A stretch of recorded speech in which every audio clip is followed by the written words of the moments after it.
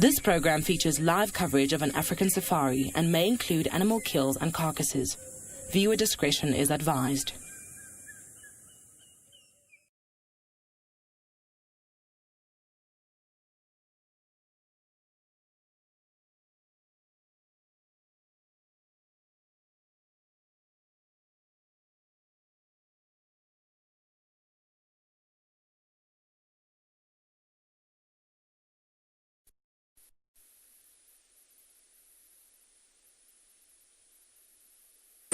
Which one? Good morning, everybody, and welcome to Djuma Private Game Reserve. My name is Steve, and welcome on your live African safari.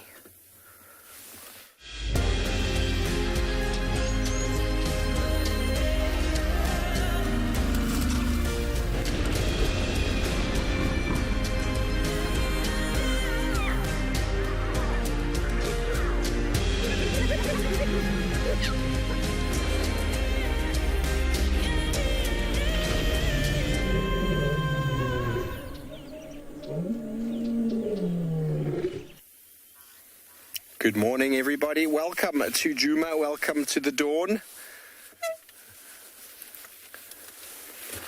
We're bringing you live African safari from the wilderness. My name is Steve, joined by BK on camera. And always would love to hear from you. Any questions you might have, hashtag Wild Earth, or throw them in on the YouTube chat stream or Twitch.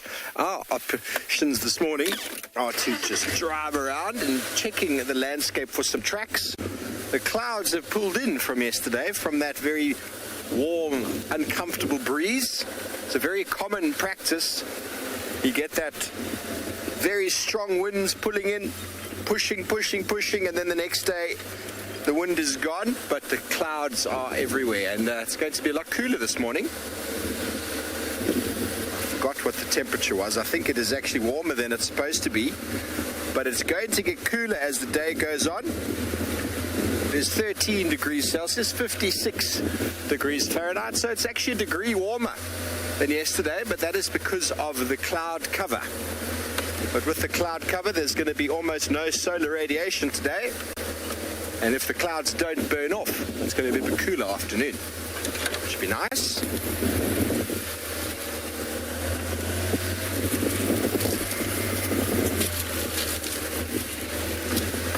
So we're going to do what we do, drive along this road here, see if we can pick up on any tracks.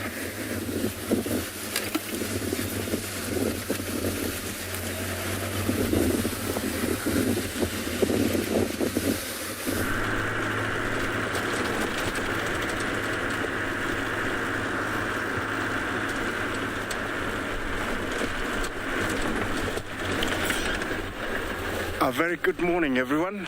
It's a beautiful morning here in the Masai Mara. My name is Isaac, and on camera I have Big James. This morning I'm staying at the marsh, see if I can find the marsh lions. Together, there's usually lots of cats here, and that's what I'm going to do. I have nothing in front of me, but I do have a beautiful landscape, as you can see. I don't know what's ahead of me, but definitely I'm going to find something for you. Remember to talk to us on hashtag CGTN Wild, hashtag Wild Earth. That's where you can ask us questions, you can interact with us, and I hope we're going to give you a memorable morning. It's beautiful here in the Masai Mara. Just look at the landscape that I have.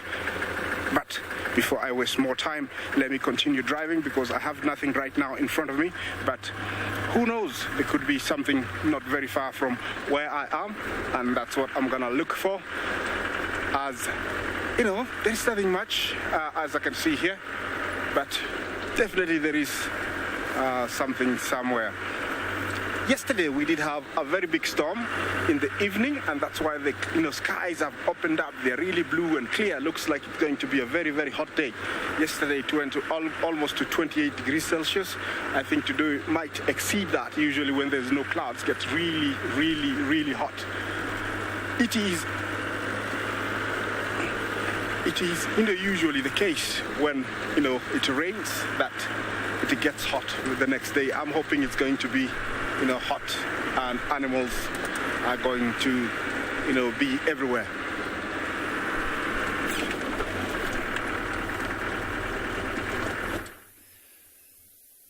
warm welcome to all our viewers. We're currently here at Ambion Ngala now. I'm going to be your ranger this morning. I'm Nikki, and with me on the camera is Ger. So the area that we decided to come and stop this morning is a nice and open area, but there were tracks of quite a big pride of lions heading down in this direction. Now we just slowed down here, stopped just to listen if we can hear anything. There were some hyenas calling up on this side off to our right. So what we're going to do is head straight in that area and hopefully be able to find these lions. So the last tracks we had were just down here, heading down towards the river. Last night the wind was blowing quite hard. It might be that the lions could have gone down to the river bed to go and lie down in there to get out of the wind. We don't know. We'll just have to give it a go. Hopefully we can find them this morning.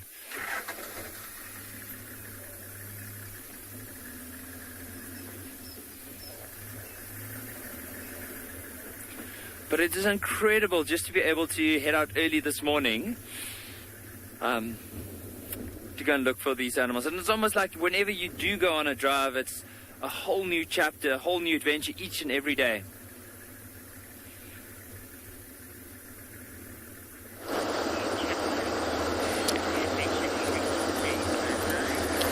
Absolutely. Every day is a new day when you go out on safari, and lions will take any cover just to hide, either any bushes, just to make sure they're not spotted. If we would have any lions here, we have seen when the wildebeest will want to cross the river, or zebras will see lions taking cover and hiding by the bushes just along the river.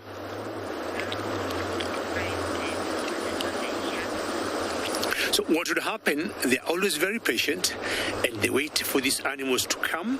They cross, if maybe there are about a couple of hundreds of them, they come crossing, and the lioness or the lion will lay ambush and very slowly just come so close and then maybe just decide to attack. Well, for now, or at the moment, we haven't seen any lions as yet. We haven't seen any wildebeests as yet, but we're just going to stay here, very patiently wait and see what happens, because out here we get so many surprises. We could be having such a quiet moment because if you look to the back of that waterfall, there's a huge stock there. I'm sure Bungay, who's on camera today, is going to show us that stock. That stock's just feeding, and that's a yellow-billed stock. And maybe the next minute it will disappear. But then behind those bushes, you might just see a cat coming out walking. It could be a cheetah, it could be a leopard, it could be a lion, it could be a lioness. So just patiently waiting at any one point once you're out in the African wilderness can give you surprises at any time. Now, the Masai Mara has a number of rivers, but this is the main river that we call the Mara River. And we have seen the wildebeest and the zebras crossing all these rivers. But apparently, the Masai Mara River or the Mara River is most important because it's here where sometimes we see hundreds of wildebeest and zebras crossing, and you are going to see more of the same. From the southern plains of the Serengeti, over 1 million grazers move northwest through the Western Corridor, gathering along the banks of the Grumeti River. Once the chaos of the rut comes to an end, the herds gallop north once again. In time, more than 2 million animals amount to feast on the abundance the Mara has to offer. But the reward of the red oat grass does not come easy. The zebra vanguard is the first on the banks, taking the plunge into the treacherous Mara River in order to reach the untouched long grass plains on the other side. Not only must they face the turbulent waters, but also the crocodiles, gliding through the rapids in anticipation.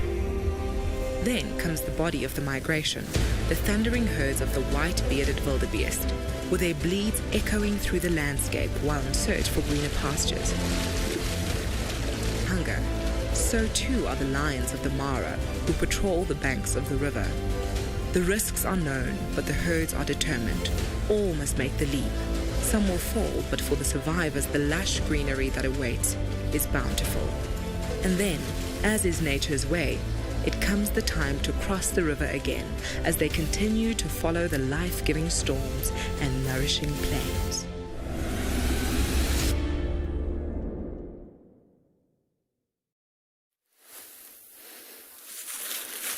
Hello everybody, welcome back live to South Africa. The migration is a spectacle that if you've never seen before, it is very well worth going and having a look.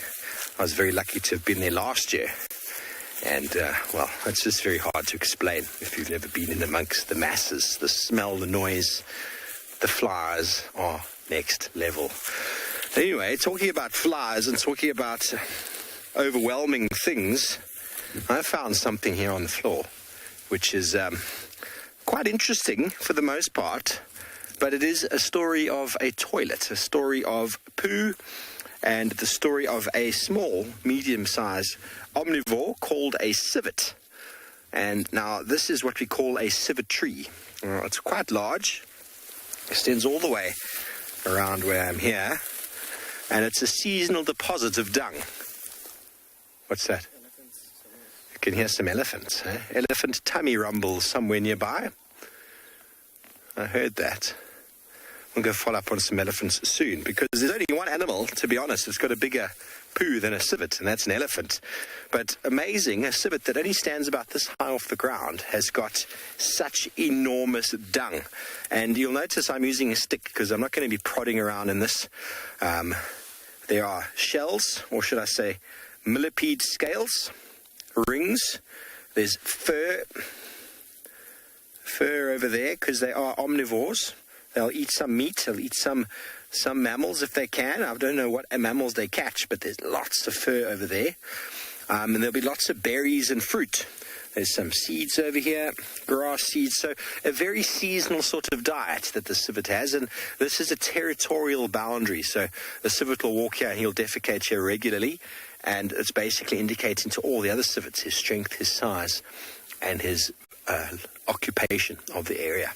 So it is quite something to look at, but very, very important signposts out in the African wilds. Animals use smell a lot for communication. They like to put things down that tell everybody else that I'm here, and it saves a lot of energy, because if you do put down a signpost that says I'm available or I'm occupied, people tend to leave you alone, or other animals of the same species. Without doing this, there'll be a lot more conflict, a lot more injury, and potentially even more death. So by doing this, they avoid a lot of conflict. Although it might seem like quite a big thing to do, they just make sure that they keep their bowel movements for specific times of the day.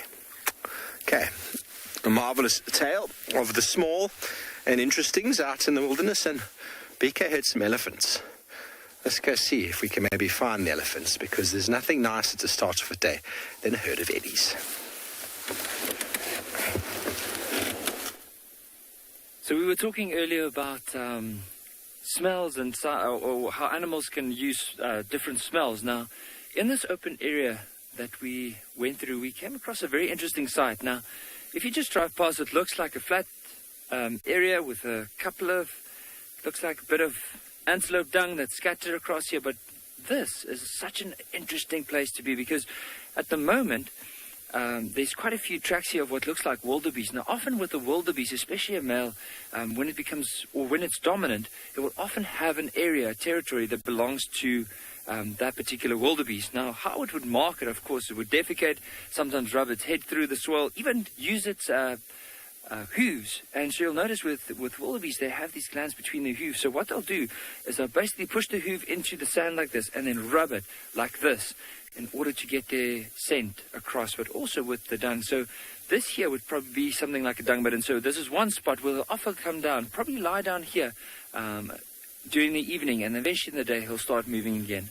But there's quite a few tracks here. I can just imagine he would have lied down here. We didn't see any wildebeest, so this might be a good sign because of those lines that we are looking out for, that they probably came past this area, and that's why they're not here. So we're going to carry on in this direction, and hopefully it's a good sign we could possibly find these lines. I'm hoping.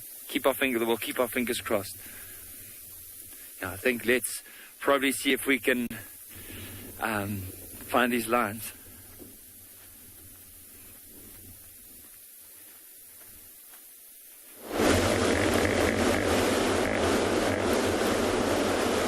Very good luck, Mickey, and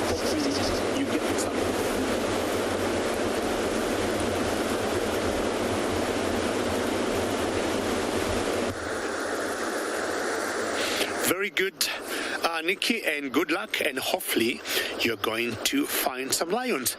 Now, you remember Ali told you, as it warms up, these amphibious animals here will try to come out of the water and warm up. So we've got this one hippo here trying just to come to the surface of the water and basically get a bit of sun, because it's very cold where it is. Look at it and see how it blends in very well. Oh, there are two of them there. Now, we have known hippos to mate in the water. We have known them to give birth in the water. And I'm wondering what is in front of it. Is it a hippo? Is it pushing away a crocodile? Yeah, I'm trying to think. It's pushing away a croc there. Rarely we get them having issues when they're in the water. Yes, that's a croc to me. And they are not getting along very well. Once in a while, we have seen hippos going for crocs and crocs going for hippos. Of course, we know hippos are herbivores and crocs are carnivores.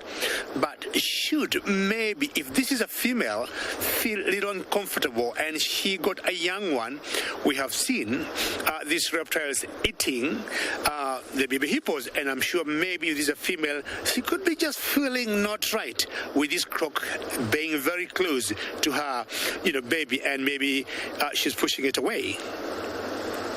Still can't stop, still moving away. It's very interesting, because hippos normally will have big groups where they stay together, and I think she is like, go away, we don't want you so close to us. Oh, it's a baby hippo rather. Yeah, it looks like a baby hippo, so it could be a plaything between her and the mother. Yeah, it's a baby hippo. Two babies maybe. I was just seeing the head and the nose. And either the mother is trying to show the youngster how to survive in the water. We all know hippos do not swim in the water, so they just walk through. And because they can't also float, maybe they're just being taught the ropes by the mother. This is exactly what you do for survival, and because they're just moving against the current a little bit.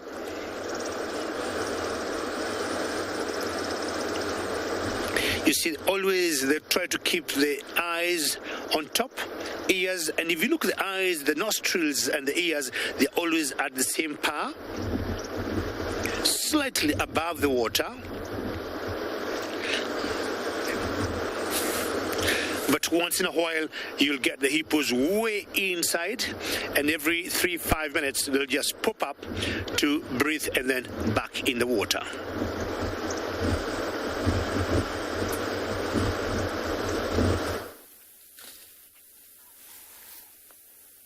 Welcome back to South Africa, everybody, in Djuma. We've got a herd of elephants here, but they're being a little bit shy. They're moving away from us. We're not going to push them. They don't want to be on camera for some reason.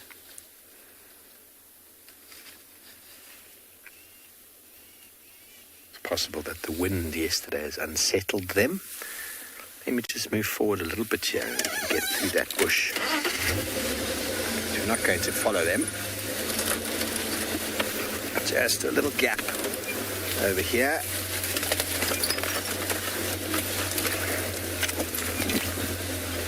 There we go.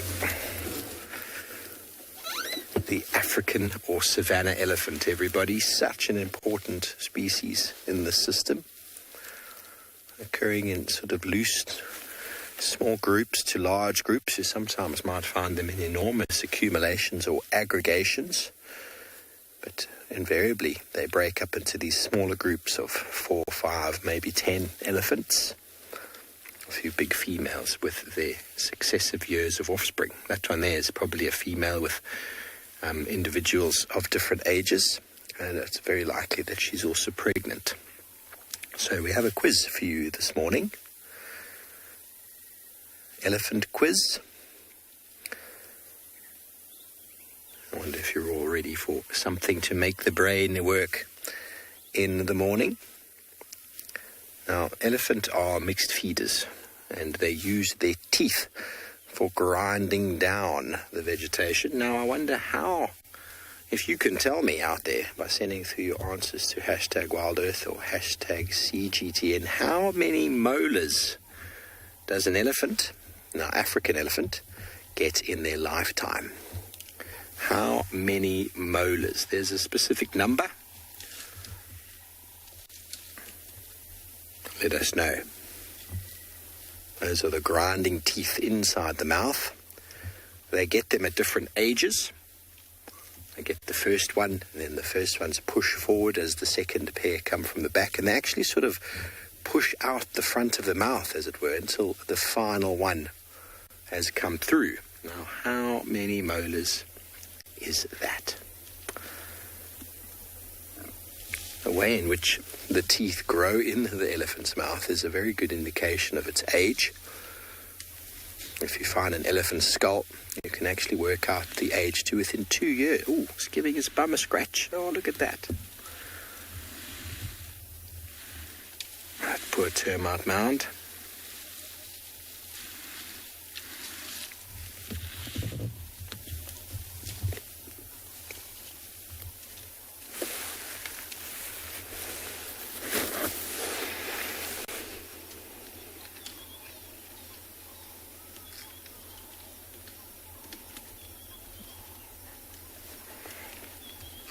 We're going to try to spend another moment with these ellies, but it seems like they want to move off into the thickets.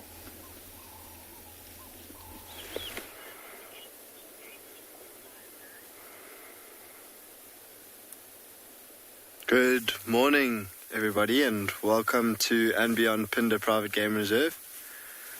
Just thinking or listening to the elephants that Steve's busy watching, there's definitely nothing better than a good scratch when it hits the spot.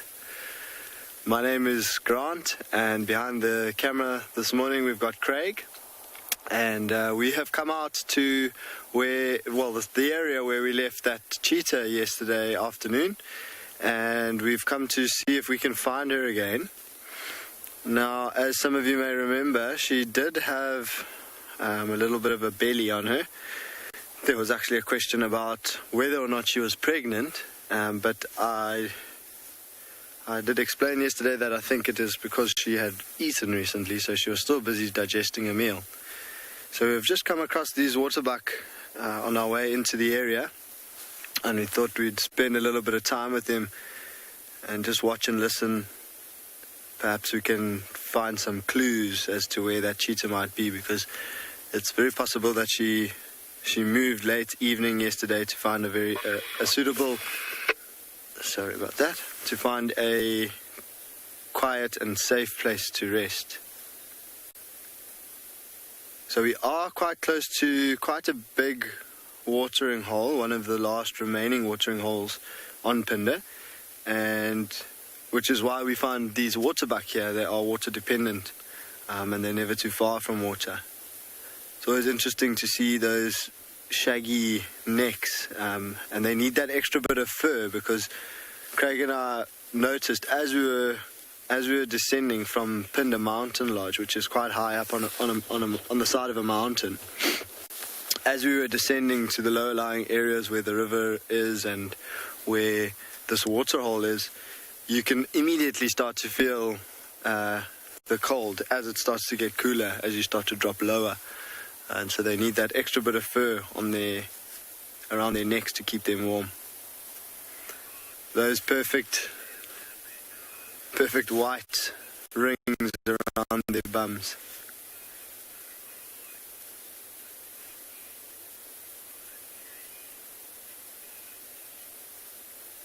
It's quite nice to see that they are relaxing again and they're going back to feeding.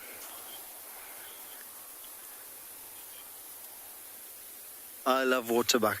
Megan, thank you. I also love waterbuck. I love all animals, but it's always... Yeah, I had a guest once tell me, do you know what my favorite animal is? And I said, what is it? And he said, it's the one I'm looking at right now. So basically he was saying any animal is his favorite animal as long as he's looking at an animal, and I really appreciated that comment. So thanks for yours as well. See, they popped their heads up there. There was a sound. We are going to investigate the area here, see if we can maybe find any signs or pointers that might lead us to where that cheetah might have gone.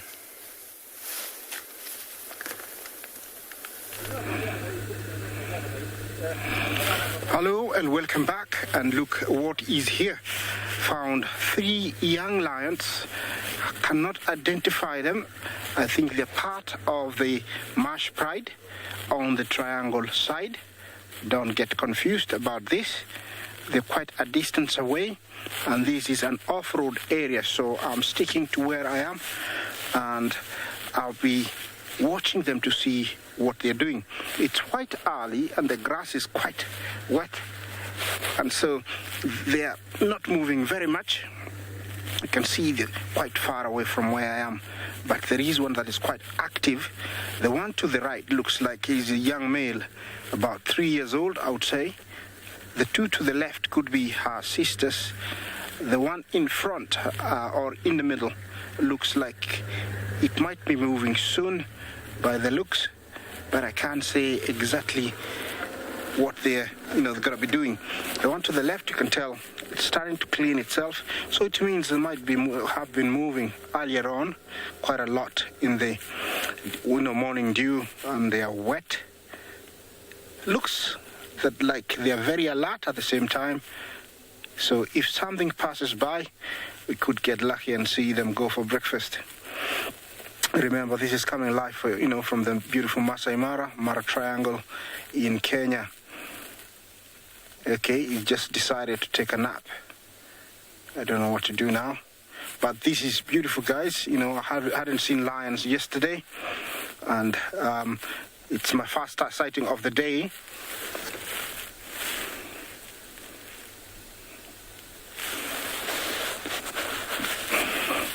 Beatrice, thank you for your question. You asked, how many prides are there in the triangle. Every year it changes. Last year we had about 6. This year we have witnessed about this is Swamp Pride. We have seen the Mogoro Pride. We have seen the Owinos, the Sausage Tree Pride, and the Salt Lake Pride. And there is also Purugat Pride. So there is about 7 prides still. And they haven't changed the names, but what has changed is the numbers. We're not seeing the exact numbers we saw last year. Some of them are more, like the Owinos, and the Mogoro are still the same. This Marsh Pride, they're less. They're not as many, and also we haven't seen the Olololo Pride, which were about 18. So in total, we're seeing about 6 prides. There could be more. But since we're always broadcasting and seeing them every day, we'll be able to confirm if the Olololo Pride, comes back, which will make it to 7 prides. But at the moment, we have 6 prides. That female did, wake up and stretch a little bit, then lie down. I can see their heads are turning quite a lot, which means there could be something they are hearing in the long grass. So I don't know if they're going to be moving. This is a beautiful section of the marsh. See the different type of trees. This one with lots of branches and leaves, has been underbrowsed really nicely. Look at that. That is the work of the giraffes. See how quickly they can disappear if you didn't know what you were looking for. If they lie down, they just quickly can disappear just in front of your eyes. I'm going to stick here for a little bit longer, see if they do something.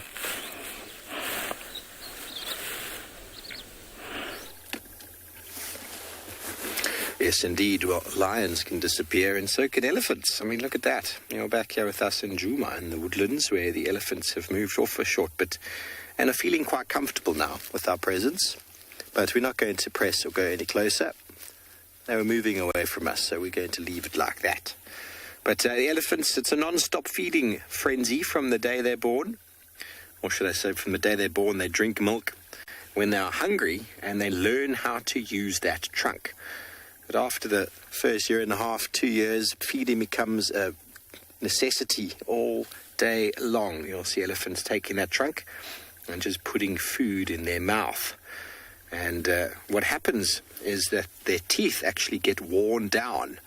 And obviously this has worked over a very, very long time, that they go from their first set of molars to a second, and then a third obviously comes through. And I know there's a few answers that have come through with regards to how many sets of molars does an elephant erupt in their life. And I think Cheeks said 3. Cheeks, that's halfway there. Judy, I think, said 24. Judy, that's way too many. And I can't remember. Arlaramua, I think Arlaramua said 6. Now, right in the middle there, Arlaramua, number 6 is indeed the correct answer. What happens is that elephants will go through a period where one set of molars gets worn down, and at that right time, the enamel gets worn down from the vegetation, the sticks, the grass, and eventually another one is pushed forward from the back, almost like a stack of dominoes. They push forward, and then the front molar actually is sort of pushed out of the mouth entirely. And it works in stages, obviously. It takes time. You know, you've grown teeth before. They don't just pop out. So it pushes and pushes and pushes. And then the first set of molars gets removed. The second one gets replaced by the third one. And eventually, at about the age of between 40 and 45, the 6th set of molars erupts in the elephant's mouth, pushing out the last 5th one. And then once that set of molars has been ground right down to a smooth finish, the elephants start to really struggle to break down their food. And it's why you'll find old elephants hanging around in very sort of riverine, riparian areas where the vegetation's very soft, lots of sedges, lots of soft, juicy grass, stuff that's very easily chewed, and it doesn't require too much in the way of chomping with the mouth to be ingested and then thus digested. So old elephants, due to the fact that their teeth wear down to that point, actually, when you look at their dung, you can find in the dung almost completely unbroken up particles. The leaves, the sticks, everything that comes out in the dung almost looks like you were in your garden and you raked up a pile of leaves and sticks. That is what an old elephant's dung looks like. And then slowly, over time, they will lose condition, lose weight, and you'll see the skin starting to sort of wrap around the bones as the muscle and body weight disappears. And then eventually those animals will succumb to sort of poor condition and old age.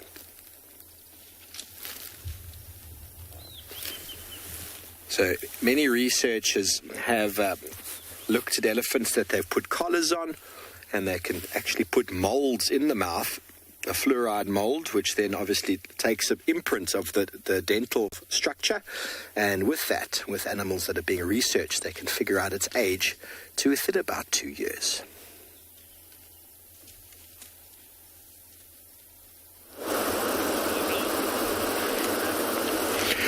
Well done. I mean, I like when Steve Ovo talks about elephants. He is very vast about elephants. And apparently, we haven't seen researchers following the hippos, because as he says, we have seen, people putting on collars to animals like elephants, hyenas, lions, but not sure why nobody has bothered to research on hippopotamus. And my guess would be because those collars normally have a small little chip or like small little gadget for data to be followed. It could be very tricky to have one gadget that could be waterproof. And talking about the dentition of elephants, we're looking also at hippos.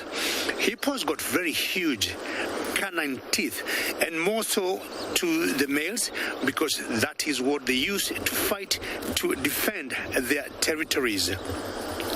If you look at the canines, especially of the fully grown bulls, they could be anything close to 2 feet. And the whole idea here is for them to fight if need be.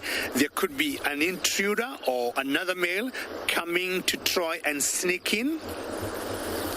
because in every group of hippos of anything from 20, sometimes up to 100, depending on the habitat and of course availability of food, there'll be one dominant bull. His main work is of course to protect the cows and her calves, because the single bull that will be dominant in a group, for example this one here, he has all the mating rights. He would tolerate, once in a while, some adult males, and once they're big enough, he'll definitely show them the door, and then they're going either to form their own group or they'll go to another area. So the group we're seeing here is always resident here, and it remains here like all around the year. It doesn't go anywhere. They of course come out, say at dusk, to go and graze, and in the water, the hippos are very territorial. But once out at dusk going to graze, you'll get everybody takes a different direction for feeding, and they feed solitary.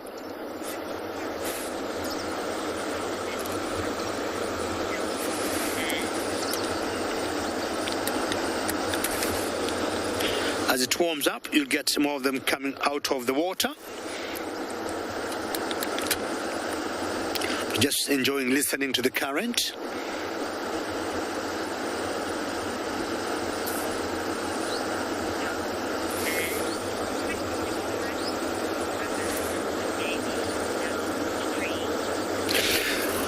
Defian, you'd like to know if the current would pull the baby downstream. Not really. You'll be surprised. We're going to show you where we have the biggest current of this river here. And what happens is the hippos are very intelligent animals.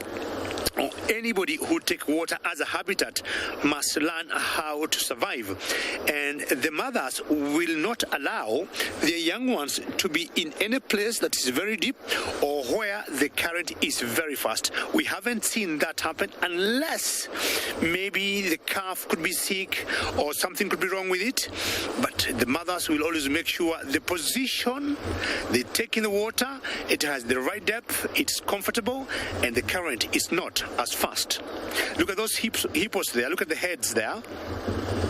See, the current there is not as heavy, and they got their nostrils, their eyes, their ears above the water, and that's how the hippos are designed, so that they can keep the whole body under the water to cool off. Now, if these hippos here would be having small little calves with them, they'll put them on the edge of the river, not exactly where they are, because that area to me is quite deep, could be a meter and a half. And of course, because the calves will need to breathe once in a while, they'll just make sure they put them on the edge where it's not very deep.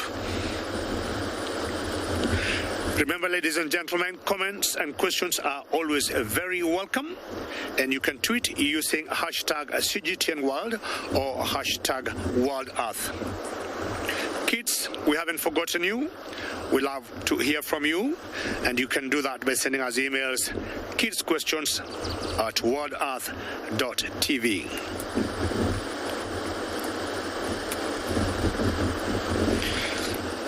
I'm not sure the Bungei is seeing a crocodile there somewhere. Bungei is the gentleman on the camera this morning, and I think to the far left he has seen a crocodile, I guess, but pretty small one. And it blends in, it just looks like a log. And definitely as it warms up, we'll get most of these reptiles coming out of the water.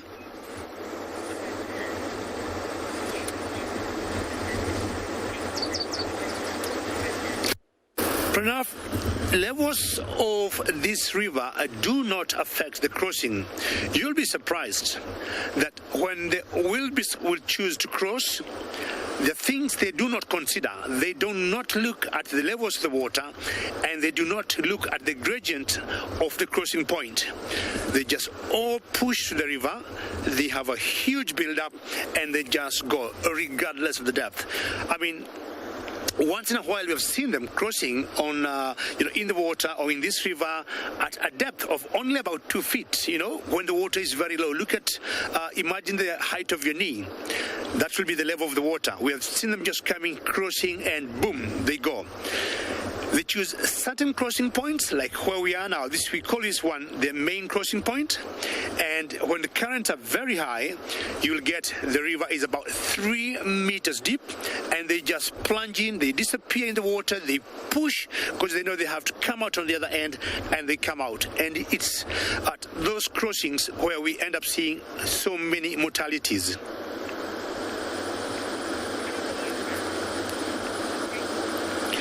I'm still very hopeful that the dynamics here where we are going to change later, and as a result, I'm remaining here.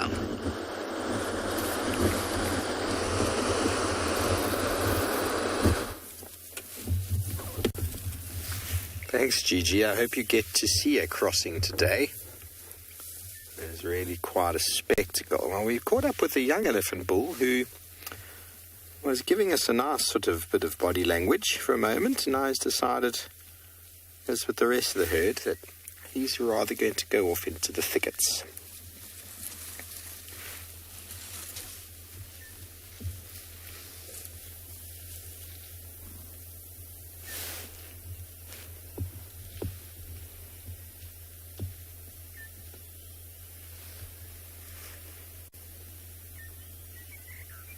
Quite amazing, everybody, how this is going to transform itself for the next few weeks.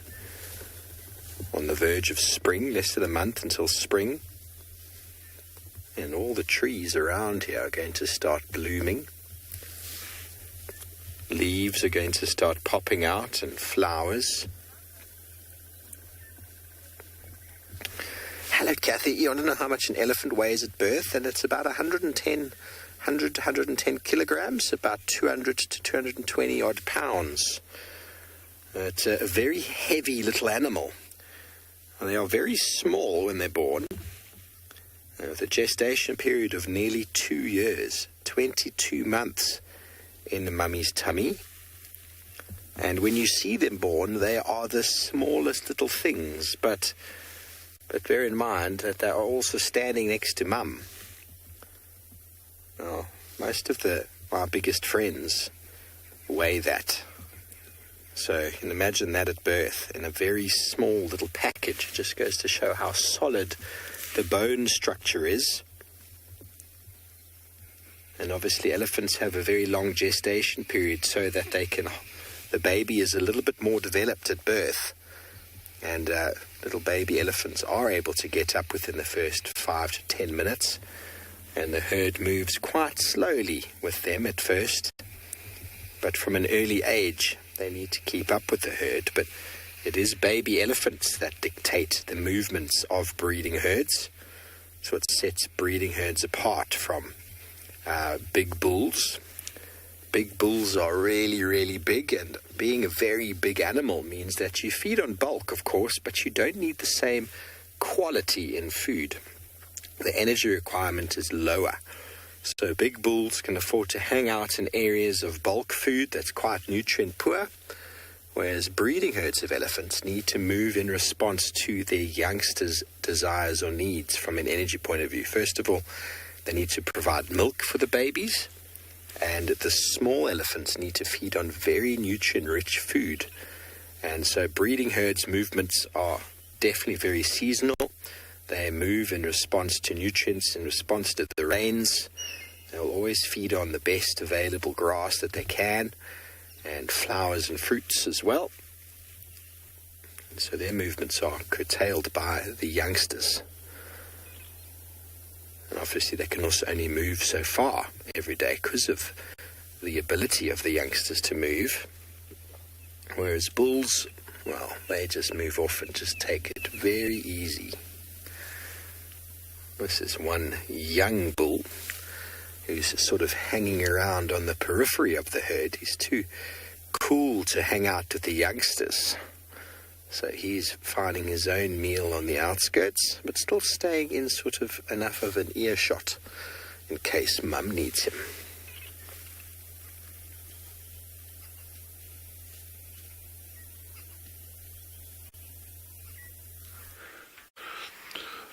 Good morning, everyone, for a beautiful day here at Tswala Kalahari. David on camera is always just doing a fine job there, making art out of this incredible landscape. And my name's Dylan.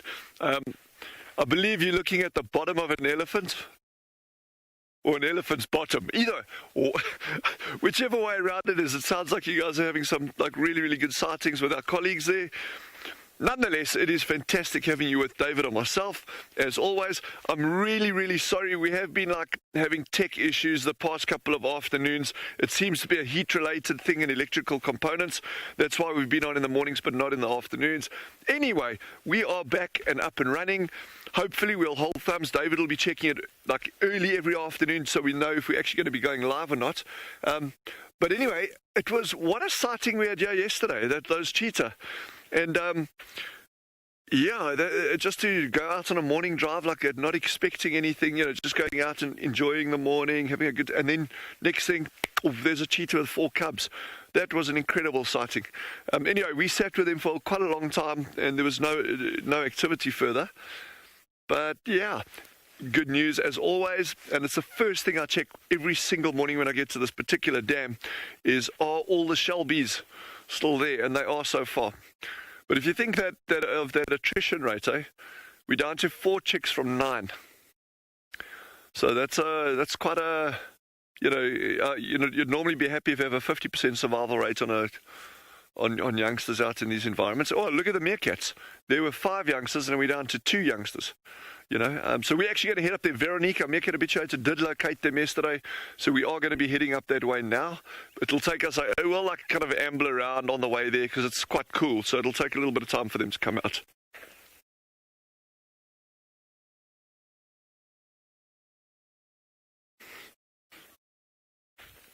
Well, Chelsea Blue has asked a really interesting question in terms of the behavior of ducks. And the question is that would different duck species interact if they were together at the same dam? Yes and no. So if you look at, let's take Egyptian geese, and they are ducks. Don't jump up and down. Egyptian geese are ducks. So you come here and you've got these South African shell ducks, you've got Egyptian geese here, and they're at the same dam. If it's a massive dam, it's a big water body, okay?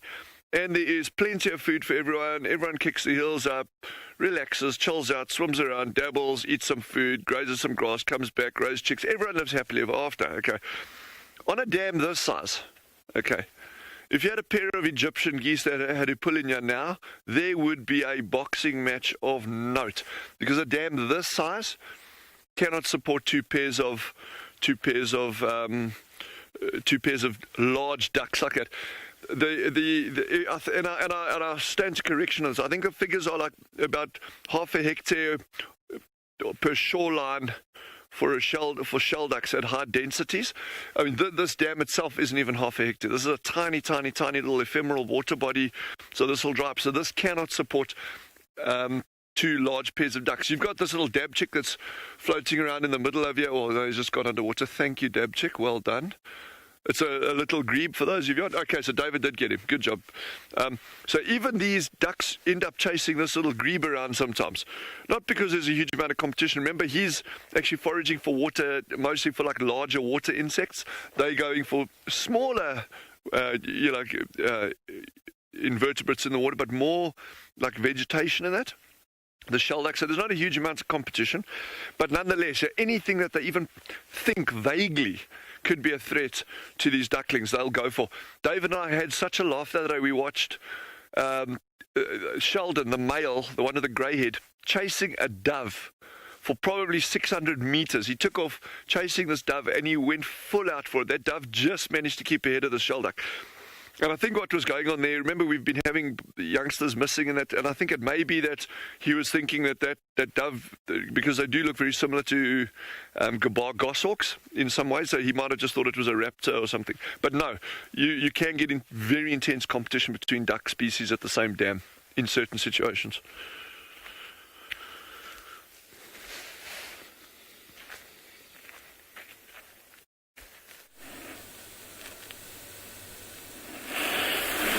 Welcome back to the Masai Mara, and I have more elephants for you. And here looks like one happy big breeding herd.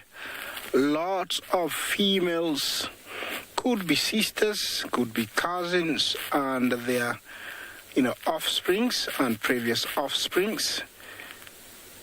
The family structure of elephants is made up of matriarch, her sister, her sisters, and their daughters. In areas where there's abundance of food, areas like here, you find they would have 2 to 3 sisters and their previous offsprings, maybe 2 or 3 with their little calves.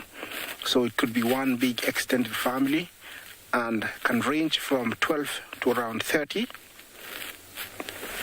All of them, yes, very closely related. They do help in bringing up each other's young. The previous siblings and aunties, we call them allo aunties, where sometimes you will find the adults grazing or browsing at a distance, but the previous offsprings taking care of the young ones. It is very typical to see that. And over here, they are eating, Croton dachogamus. It is a very pepperish and also it has very flaky leaves, but it is loved by elephants. Apart from that, there is many bushes that they can eat here. You can tell that they are very full. They've been eating well, constantly feeding for up to around 20 hours. It is an eating machine. They will eat up to around a quarter ton of food every day and drink lots of water, almost 200 liters a day for fully grown ones. Here, the weight of the females, I would say the big ones here would be a good maybe 4 tons. It's 4 times my Land Rover. And looks like they're heading off into the bushes, maybe for a well-deserved shrub that is in there. The only one that knows could be the oldest female because she is much more experienced. She remembers many things up to around 40 years back when she was taken on a tour, maybe by her mother or auntie previously. So she will take them, there, and it is an automatic imprint to everyone that is existing now that whatever they're going to find and whatever the female is taking them to, the matriarch, they will remember it for as long as they live. It is interesting that this animal, at the start of the 19th century, it was estimated it was over maybe 500,000 in Africa, but now it has been reduced to almost around 200,000. It is shocking.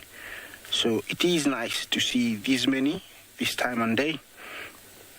The one good thing about them is they have memories. So when they go towards where one was, hurt, either by being shot, being speared, they will move hastily out of that area because they know it is a dangerous area. Also, they can be very cheeky. I've seen them go towards villages that are very close to the park and where they're growing maize. They come very quietly and eat very quietly, but sometimes they make a mistake and they make some noise and they're hard. And when they attack a farm, they can eat quite a lot and damage a lot of, crop.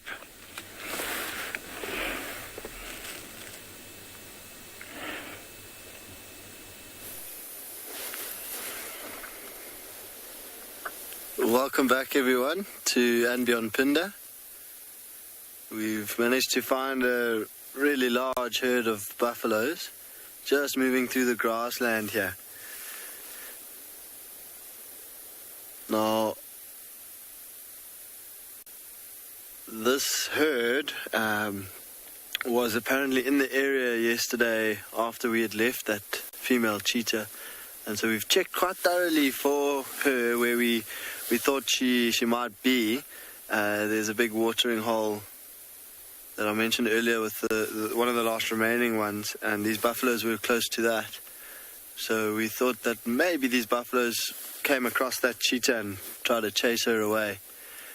So we are still out in the grassland, and we're going to just keep checking around here to see if there's any sign of her, but we'll enjoy these buffaloes for now. You can see they're really spread out. There's lots and lots of them. I think there's maybe close to 70 or 80 buffaloes here. You see the white speck there? That's a cattle egret. Is it hitching a ride? Looks like it's hitching a ride there. Oh no, they're on the ground. They're on the ground, so they're following this herd of buffaloes.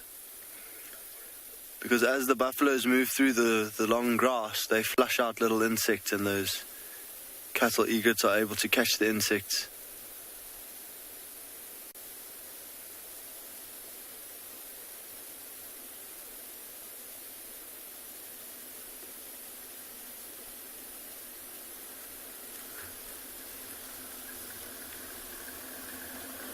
How many buffalo make up a herd, Susie? So it depends. There can be, I mean, there's herds of, I've seen a herd of about 200, but I've heard of people seeing herds of 400, 500 buffaloes. More typically here on Phinda, we see smaller groups, maybe 20 to 30 buffaloes, but what the herd is made up of is actually smaller family units, and they sometimes split off and do their own thing. It's almost similar to elephants, but in this herd there will be a number of big dominant bulls, and then also some matriarch sort of role cows. And so long and short, well, there is no short answer to your question, but there is no set size of a herd. So, but family groups will stick together. So usually maybe a female and her sister will stay together with their calves, and they will move together. And then sometimes their closest relatives they'll all stick together and then maybe move and choose their own direction. And sometimes the herd will splinter up. But more especially in areas where there are large predators like lions that actually hunt the buffalo, they will congregate in much larger numbers. And here, the lions don't seem to hunt buffaloes. That's not to say that they can't. And so the buffaloes are typically in smaller groups here. So this is actually quite a large group to see this many buffaloes all together on Phinda. Also in the drier times, when they start to lose their fitness because of the amount of nutrients in the grasses that they're feeding on, they might feel a little bit more vulnerable. They might have to move bigger distances to get good grazing and then move all the way back to get water. So they're spending a lot of time and energy moving, and when they move, that's when they're most at risk, because they might walk across something like a pride of lions. So especially now when they have to travel big distances to and from water, we do tend to see them congregating into larger herds. See, there's quite a nice mix of shapes and sizes. There's some old bulls, there's some nice young calves, some cows in amongst the herd as well. And there's also, if Craig goes a little bit to the right, there's one wildebeest, just like that wildebeest in, I think it's in Djuma, that's trying to that is following the elephant herd. Maybe he's considering joining this buffalo herd.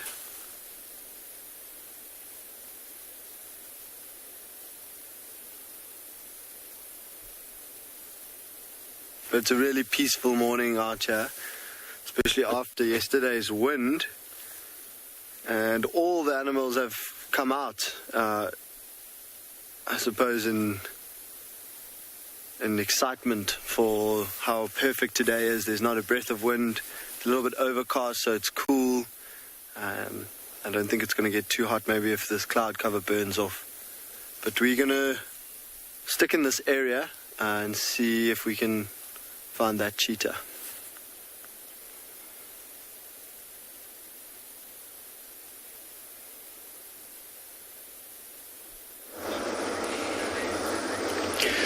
Well, I just repositioned a little bit from the same place I've been before along the Mara River, because one huge, I would guess, male crocodile has come out of the water, and look at his size. Now, what is interesting, if you look at him carefully, look at the tail and see how it's being swung, left, right, left by the water, and he doesn't seem, I don't know whether he's conscious of that. I'm calling him a male because of his size, and he is rather dark. Now look carefully on his mouth, and you'll see the teeth are all out. Not all of them, but most of the teeth, you can see them. When we look at some differences between reptiles in the world, this is always a very significant difference between crocodiles and alligators. When crocodiles shut their mouth like this one here, some of the teeth will remain outside the mouth, whereas when alligators shut their mouth, you do not see a single tooth. His eyes are closed, and I cannot tell for a fact whether he is having a nap or just resting. I mean, he just came out of the water. And look on the carapace, look on the under part of this reptile here, and you notice he doesn't have the scales like on the upper part of the body.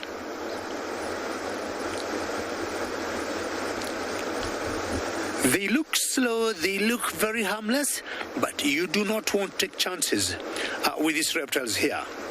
Anything would happen very quickly. I'm wondering how the water is just splashing on his mouth, and he doesn't seem bothered by that, not an inch.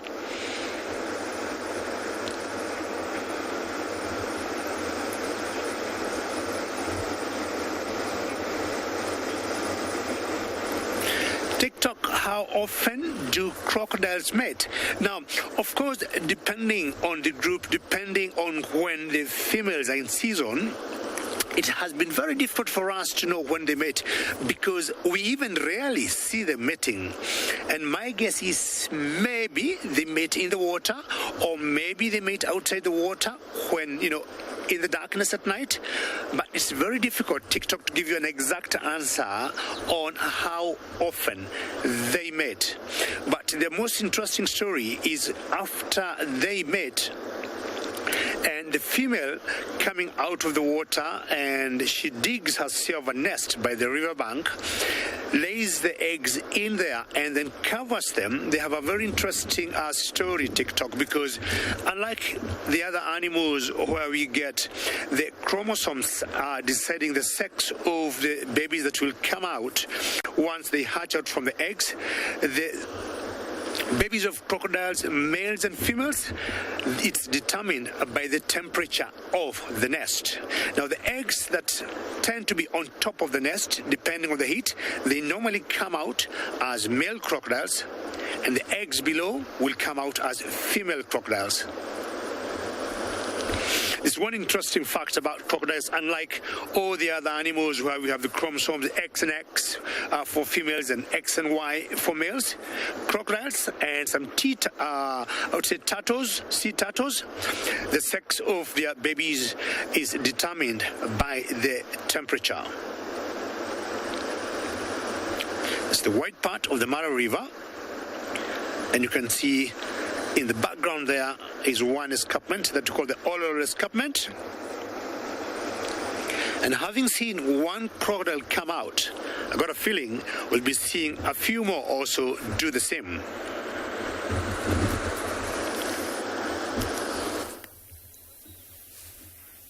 Thanks, Gigi. Good luck along the river there. I hope you get some action this morning. You are back with us here in Djuma Private Game Reserve in the Sabi Sands. And we are at one of our favourite watering holes. Just had a few animals come down to drink, but they didn't stick around. Animals are quite tentative when they come down to the water to drink because, well, as you saw, there are crocodiles in many watering sort of places around the continent. I've never seen one in this particular watering hole. This is Treehouse Watering Hole. They've had hippos here before. I haven't seen a crocodile here, but you never know. So animals, when they come down to the water, are always very careful. Because although crocodiles do feed almost primarily on fish, as you see the big giants in the Mara, they feed on migrating wildebeest and zebra. There we go. There's a little, sorry about the aerial. There is a grey go-away bird. You might have heard him a moment ago. Quack! Quack! He's coming down to drink as well. Being a seed eater and a fruit eater, this is also a bird that's eating at the moment almost exclusively, I would say, the flowers of the knobthorn and the other acacias. Little flower blossoms.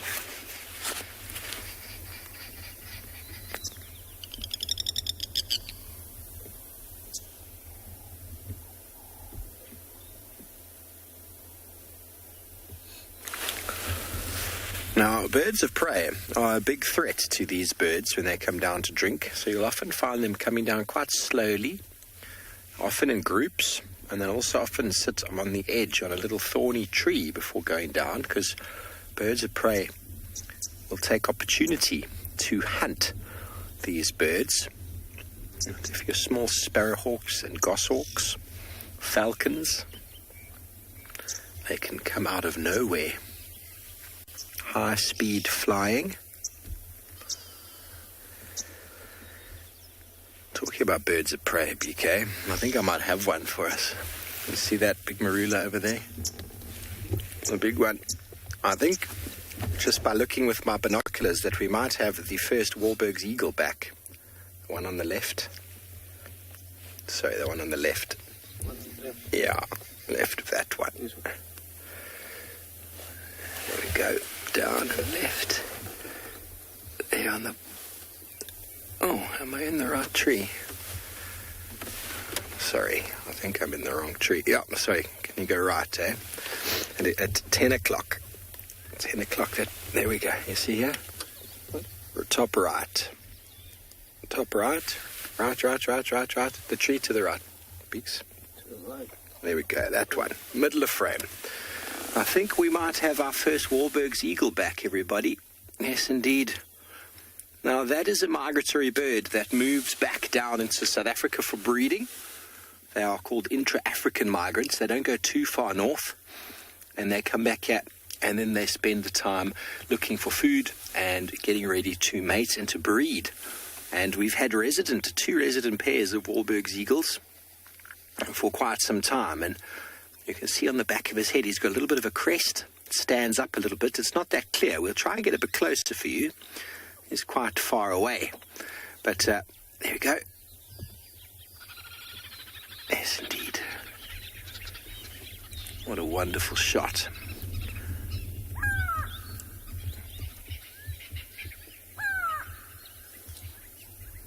Past the knobthorn acacia. Well, how wonderful. I believe that is the first Wahlberg's eagle to return back, which is a very good sign for the coming of spring.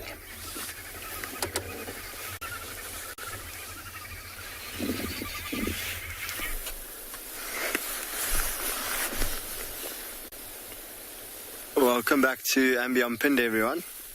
We are still sitting with this herd of buffaloes. And they are slowly grazing and moving along. We have seen one or two of them actually lie down. So it seems that they've already had a drink maybe early this morning at the little waterhole that we went to check at. And they've moved off to start grazing for the day. there's a few really nice sets of horns there. And you see that one in the, just to the left of that bush, yeah.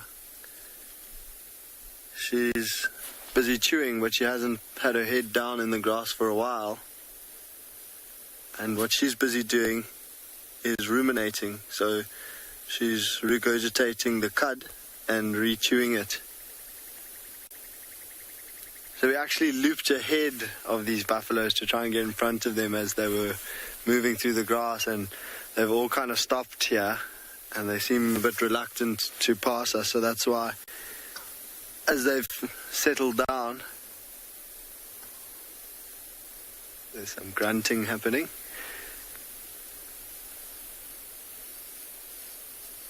As they've started to settle down, with us being around, they've started to ruminate, which is something that they subconsciously do, and they can even rest and get some proper, or almost sleep, the same amount of rest that they would get sleeping from or while they ruminate.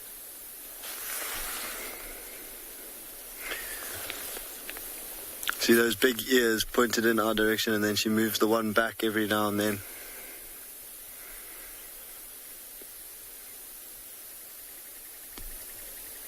A pro is asking what is a buffalo's predator. So the biggest threat for a herd of buffaloes will be a pride of lions. They're almost like arch rivals. They have this war between one another. Buffaloes will try to even kill lion cubs if they come across them, just because they know that they're potentially, or they could potentially be a threat in the future, so they'll try to take them out. But young buffaloes, the leopards have been known to follow herds of buffaloes and look for young buffaloes and try and pick them off when the adults are not watching. But a buffalo herd has the strength in numbers, and they're not afraid to defend themselves or one of the fellow herd members from lions or other predators.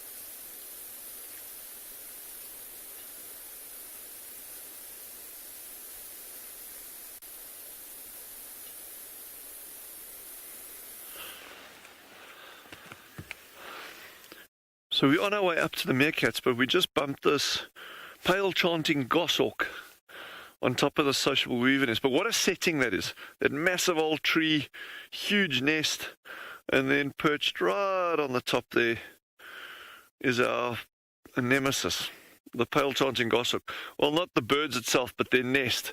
And we are slap bang in the middle of nesting season, and I've yet to find their nest. That is embarrassing. But I'll get it right. Maybe next year or the year after, on my birthday. But these birds are really interesting. You know, you go to think, oh, there's just two of them, because the other one's actually further behind us. He's just out of sight now, but he just came flying over. But their peak laying dates are July, August, September. So we're in it. We right here now. So, you know, it's just literally a matter of finding the nest. And when we saw the other one further back, Moritz actually spotted it, and I was like, oh, geez, it's great if we're only seeing one bird, because that means the other one is almost certainly close by on a nest somewhere. We drive 100 meters down the road, here's the second one sitting out in the open, so that didn't work. But, yeah, I do need to find this nest. We'll get it. I was just reading up on them as well. Those nests are quite interesting. You know, like a lot of your birds, as we know, they line the nest with feathers and soft vegetation and stuff. Sarah H. has said, what a huge nest. Absolutely. That's a sociable weaver nest. It's the largest nest of any social breeding bird in the world. So, and that nest is a very average size nest for swallow. We've got nests here that are 4 or 5 times that size, literally. I mean, they get immense, absolutely immense.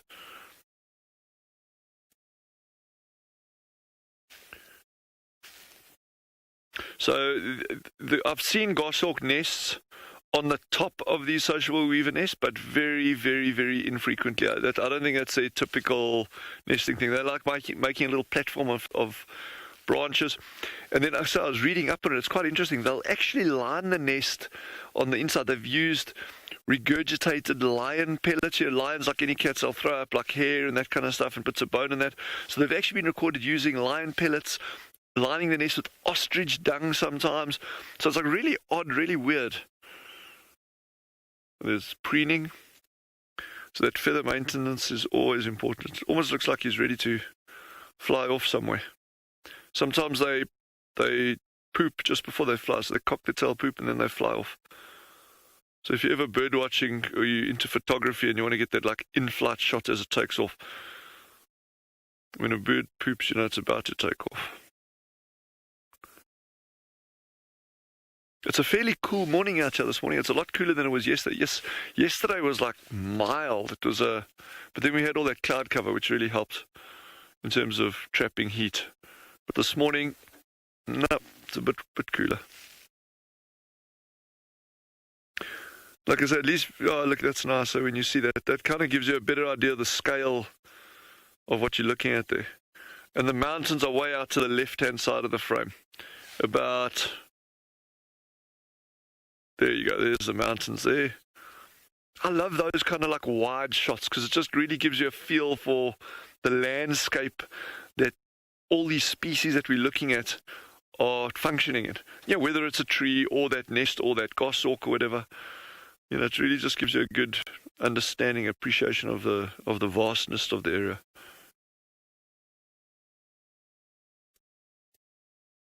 Come, goshawk, reveal to us where your nest is. Well, that's not going to happen. Like, in evolutionary terms, they've spent their entire life trying to hide their nest, and then Smith comes along and expects to find it.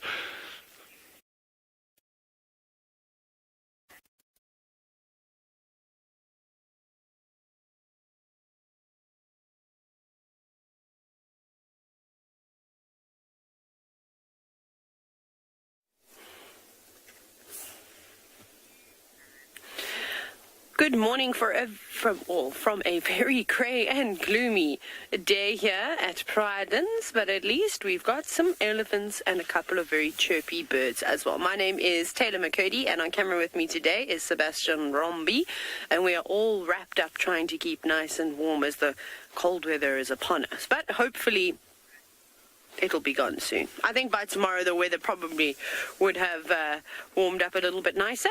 But here we have just some male elephants all feeding. We actually had the breeding herd a couple of minutes ago, but they're moving into an area where we just can't get signal. So we thought that we would just hang out with the boys for a little bit.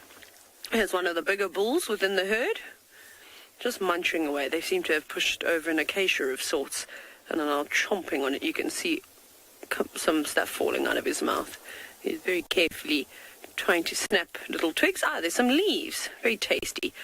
These particular trees are very nutritious and often a firm favorite from any of the animals that do a bit of browsing. So they'll be very happy about that. You can see, look at that. It doesn't mind the thorns, eh? It's amazing.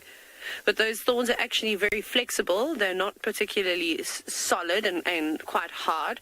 So if an elephant does wrap its trunk around, or a giraffe does the same thing with its tongue, they're able to hold on tight and often just strip the leaves. That's what the giraffe will do, but the elephant doesn't mind eating some of those small twigs.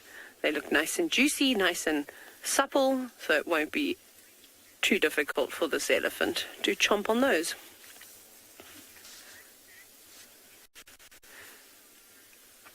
Now, Sartaj, the lifespan of an elephant can be anywhere from 50 years to about 70 years or so.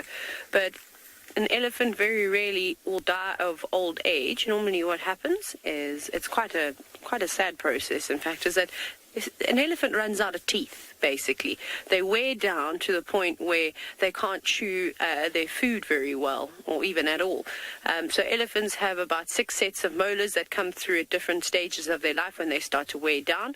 If they have to replace them too quickly because they're not eating nice soft vegetation, you can imagine if it was just winter, dry season all the time, their teeth would wear down a lot quicker, having to grind down thorns and twigs and branches and bark, and I'm sure a lot of this vegetation has a lot more sand on it too, so that all wears the teeth down quite quickly.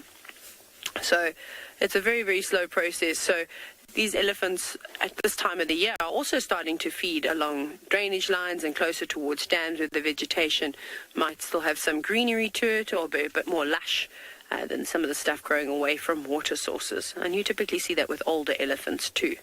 As those teeth start to wear down, it becomes more and more difficult for an elephant to eat its daily calorie intake, which is quite sad. It's very, very sad.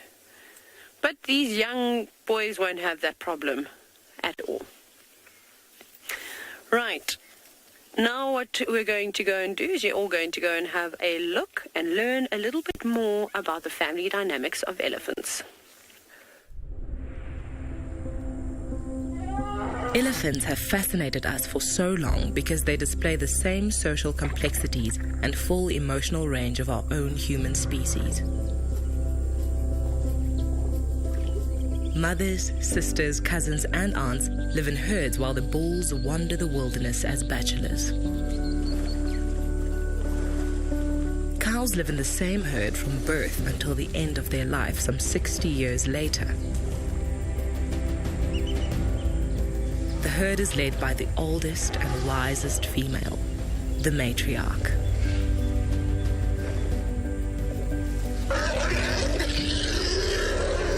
She's not only responsible for leading the herd,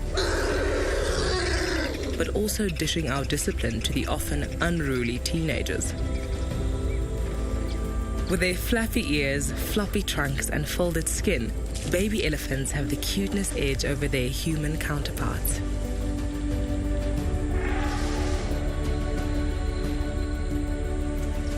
Like toddlers, they are playful, curious, and love rolling about in the dirt.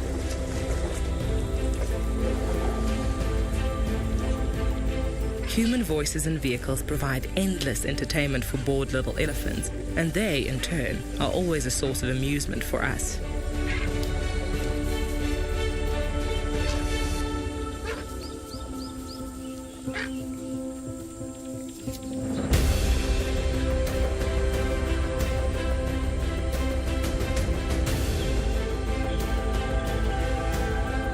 Exploring is the main source of calf entertainment, but it's a scary and sometimes prickly world out there, and Mum is thankfully never far off.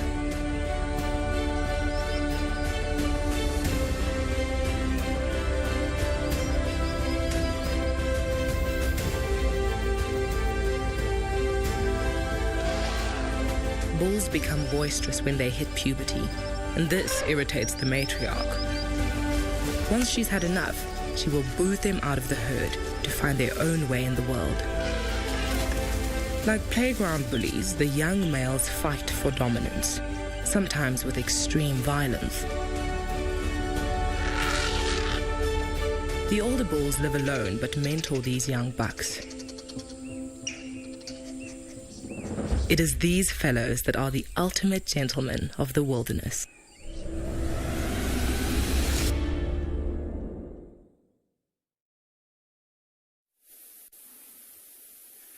How incredible is it to be able to learn a little bit more about elephants and their behavior and how the different members in the herd interact with one another. What I quickly wanted to point out here is we were driving along and we came across some elephant dung. Now, if you look at the shape of it, you'll see it's a very tubular shape, almost like a barrel shape. And then inside, if I would go and break this apart, you'll notice that there's quite a lot of plant material in terms of there'll be leaves in here, there'll be pieces of bark, there'll be grass, there'll be seeds. There's quite a lot of different plant material in here. But what I would like to know from our viewers is why is elephant dung orange in color? There's a specific reason for that. I'd like to know. So also another thing I want to point out with elephants, so you can imagine whenever they feed, they need to eat quite a bit. So this elephant, I'm sure, would have been, just based on the size, would have been an adult. So they'll have to eat at least 150 kilograms of food a day in order to sustain that big body, in order to keep them going. Now, if I look on the inside here, you'll notice that there's quite a lot of coarse material. But if you compare that against something like a giraffe, now a giraffe is also a big animal, like some of the big male giraffes can weigh over a ton. But if you look at the size of their dung, compare that against the elephant. And that is because when an elephant feeds it, it goes right through the digestive system and then drops out. Whereas with a giraffe, they are ruminants. So they feed, and then break it down and then bring it back up again, chew it again and feed and off it again. So if you break it up, you'll notice it's very, very fine in comparison to that of elephants. So really interesting. But I would like to know from the viewers why the elephant dung is orange in color. So with the cameraman, I'll probably make sure that I'll serve some coffee with these clean hands.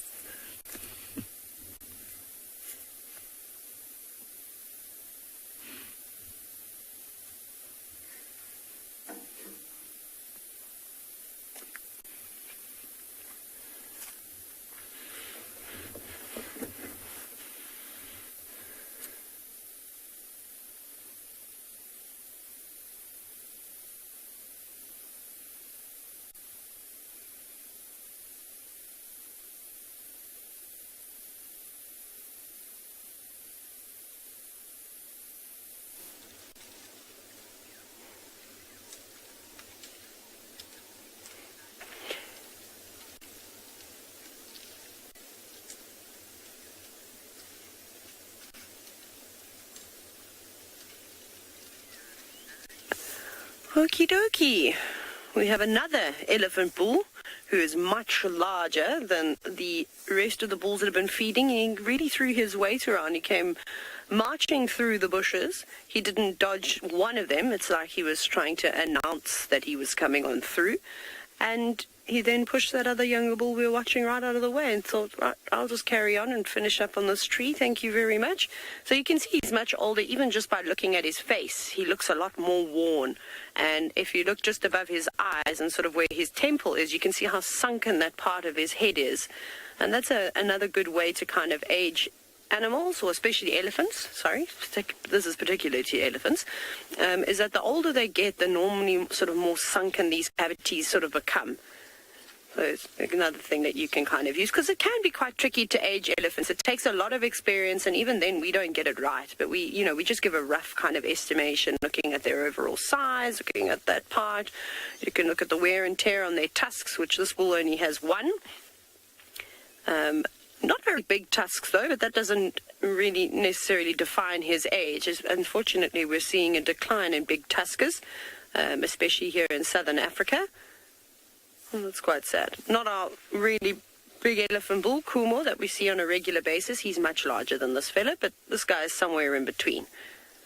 And he's got an interesting tear in his ear too. So that's a way that I often use to identify elephants. Obviously, you've been watching leopards and lions, and we're able to identify individuals. We can do the same thing with almost any animal. But elephants, it's a lot easier. Because on their ears, with it being such thin skin, you often get interesting shapes. So that could have been a tear from when he was much younger. Maybe it hooked on a thorn. Maybe it was a bit rough with one of his siblings or cousins or whatever running around in the herd, and his ear got torn, but it heals quite quickly. So you can look for that. Otherwise, their tusk shape and any other interesting features that you can find on an elephant. But I'll remember this bull from right here with the tear sort of in the middle of his ear.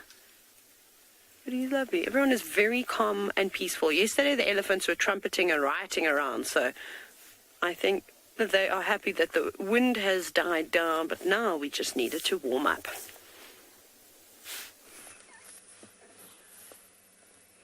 I have a very calm and peaceful waterbuck here, too, although he is giving me quite a stern look at the moment. But very, very peaceful. Sometimes I think that they look like principals or teachers. Hi everyone, it's me, Trishala, with Theo on camera this morning at Juba Game Reserve.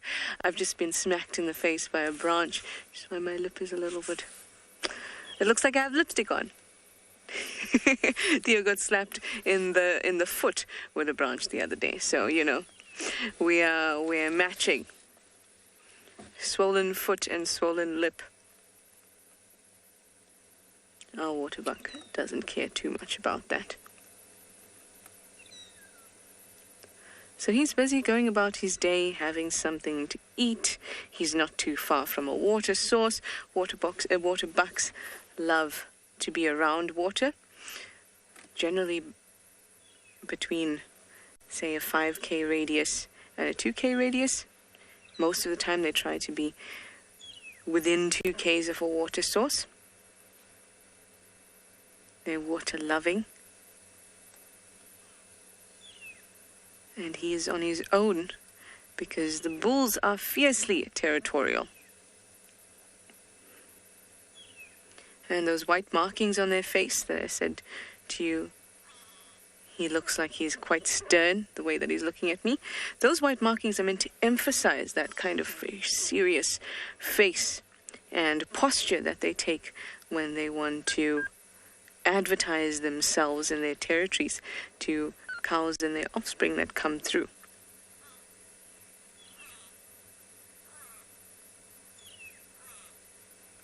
They'll try to secure a territory that includes a water source as well as good grazing.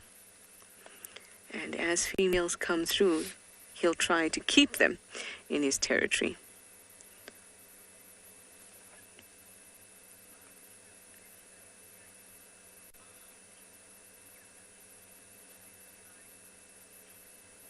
Macy, that's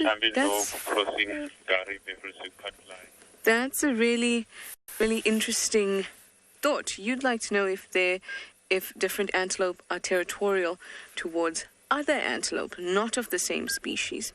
Well, by definition, being territorial means that you are defending a patch of land and resources against your own species. And that is because you are because you're the same species, you have the same requirements of the environment. So you want to secure certain parts of it just for yourself. Now, within antelopes, you have browsers and grazers and mixed feeders. But they're all just a tiny bit different. Maybe they take long grass, maybe they take short grass, maybe they're only browsing today, maybe they're mixed feeders like impala. So they generally will not defend their territory against other antelope because everyone is after the same type of resource but just a little bit different. Whether it is height, maybe a giraffe is only going to or can get to the tops of trees that other antelope can't get to. So it's looking at different, almost as if a niche is even more specified and sectioned out into more specific niches. Giraffe, the tops of trees, then a kudu, slightly taller than what an impala can reach. So even though everyone's after vegetation, there's actually no need to exclude other antelopes from your territory. But that's an interesting question because you often don't think about that. And you see them together quite often. Whole lots of different antelope. I am going to head up towards the Buffelshoek Dam. That was the plan for the morning. Hopefully there'll be some elephants playing around.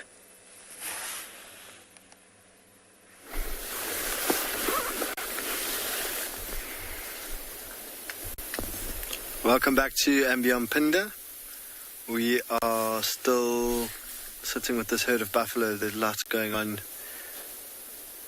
We've just found this one, looks like a young bull, and he's found a stump that he's busy rubbing on.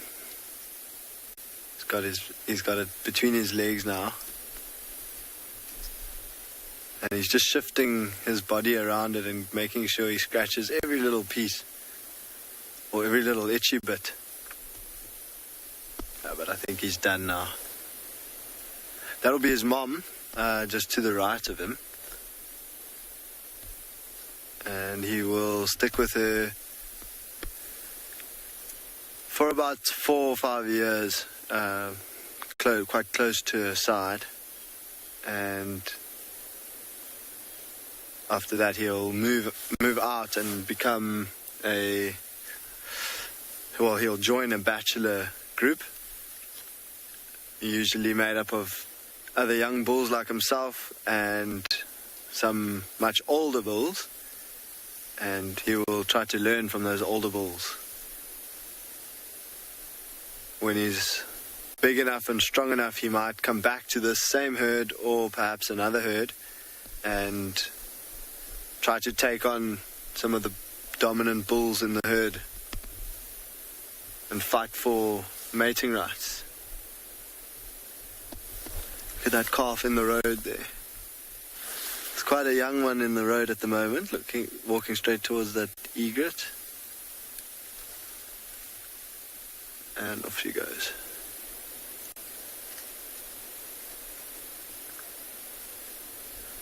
So we've just been sitting and watching them as they cross this road. They seem to be moving up into quite a thick area with some good shade. The sun is starting to peek through, and I think that these buffaloes are going to definitely be moving into a shady area, because when it gets hotter today, they're going to lie down.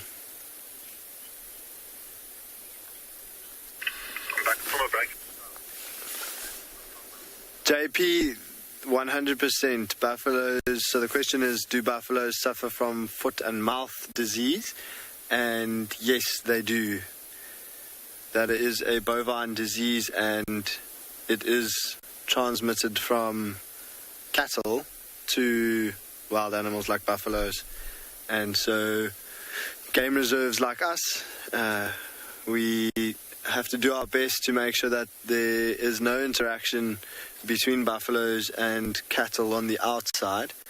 So what a lot of places that we, like us, we've got an extra fence. So there's our perimeter fence, and then 5 meters from that perimeter fence there's another sort of smaller fence, and that is to keep the cattle at a distance of about 5 meters from our fence at all times, because they'll come and smell and urinate, defecate, and then potentially our buffaloes would go to if for some reason they were along the fence line, they would go and investigate, smell the dung and smell the urine of the cows. Just instinctively they would do that. That's their behavior, and they would be able to pick up the disease like that. So it is something that we have to consider. Sorry.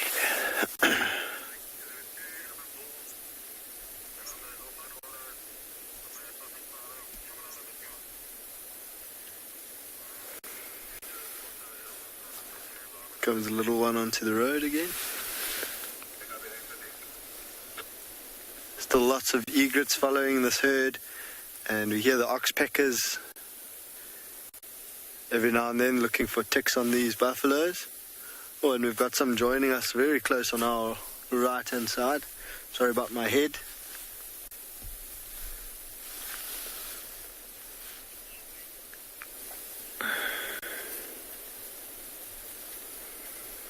So we're gonna, from here, most of the buffaloes have already crossed the road. They're heading up the hill into some shade. We're going to carry on and finish checking through this area if there's any sign of that cheetah.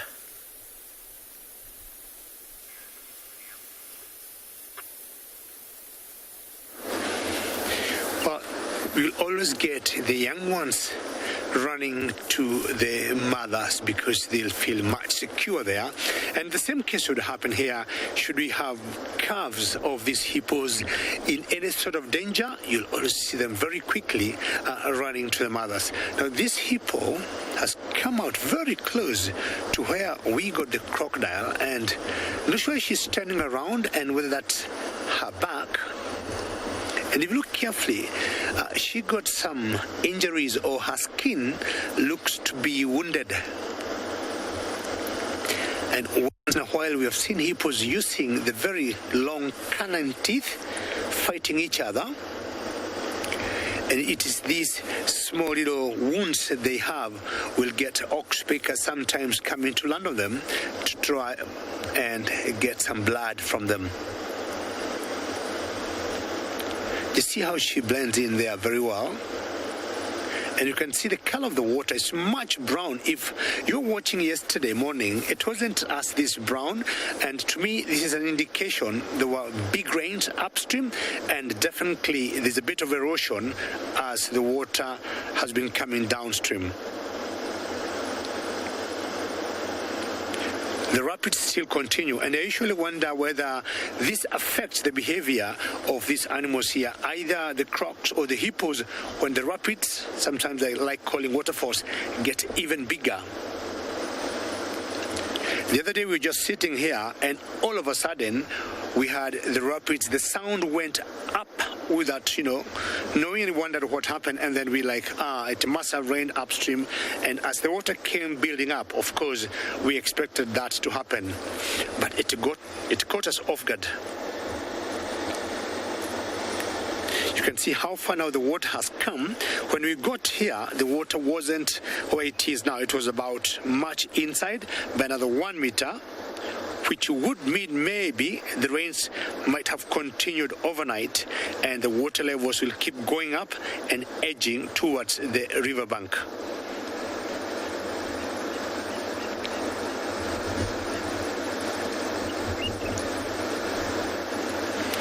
I wouldn't expect any antelopes to come and have a drink now because it's still a bit cold, and I was just saying before, they could be feeding on some grass that is quite wet and full of moisture.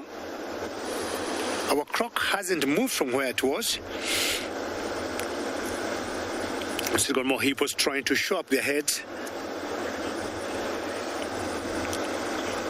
And once they breathe, they have enough oxygen, they may go under for a couple of minutes before they show up again.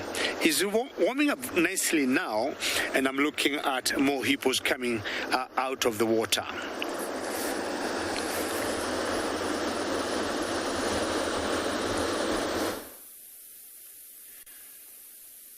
From talking about elephant dung to actually seeing elephants. Now, there's quite a big herd of elephants near the river, and what could be is early part of the morning, elephants tend to feed close to the river where tend to be a lot more greener trees. The grass tends to be a bit more lusher because of the water around, and you can see this one right here in front of us, how she's picking the grass and then flicking it against her chest or against her leg and then putting that into her mouth. And what she's just basically trying to do is get rid of the sand, because with that sand it wears down the teeth quite a bit. Now, just right off to the side there's a young calf that's moving through the tall grass. Now, it's really hard to see, but we might just pick up some movement soon. So if you move like that, there we go. So you'll notice as soon as that youngster moves too far off, either you will turn around and head back to mom, or mom will slowly start to follow the youngster. But there's quite a few birds here. So from where that elephant was, just left of it, there's right in the middle, it's going to be hard to explain, but I'm going to try and see if we can get this. But right there, right in the middle, you'll see there's a bird with a lot of beautiful colors.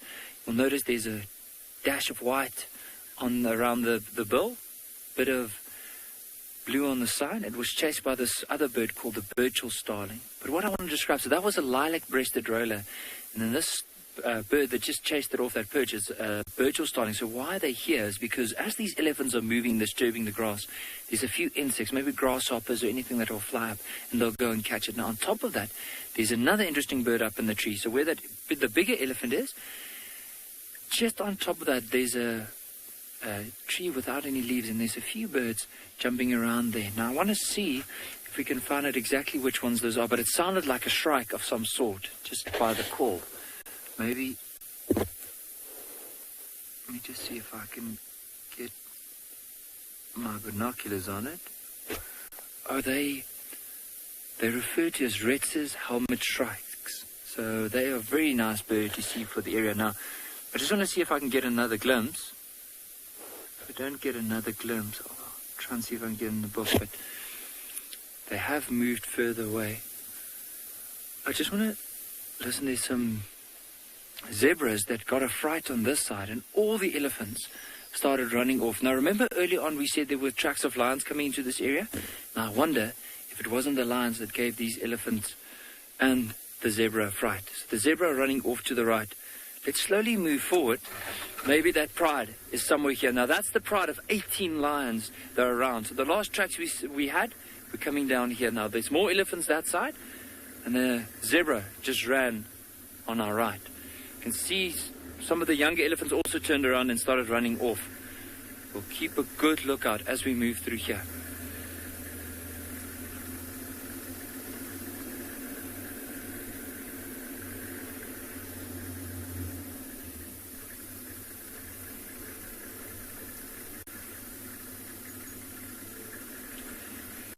Linda, so for some of you with the quiz on the elephant dung, so the actual reason why it has that orange color is because of the tannins. So that's the chemical that you find in the cambium layer that eventually produces that very orangey color. You also find it in wines as well. But well done for most of our viewers. All I heard was all our viewers. So there's a young elephant right in the middle of the road. There's actually a few off to the right as well.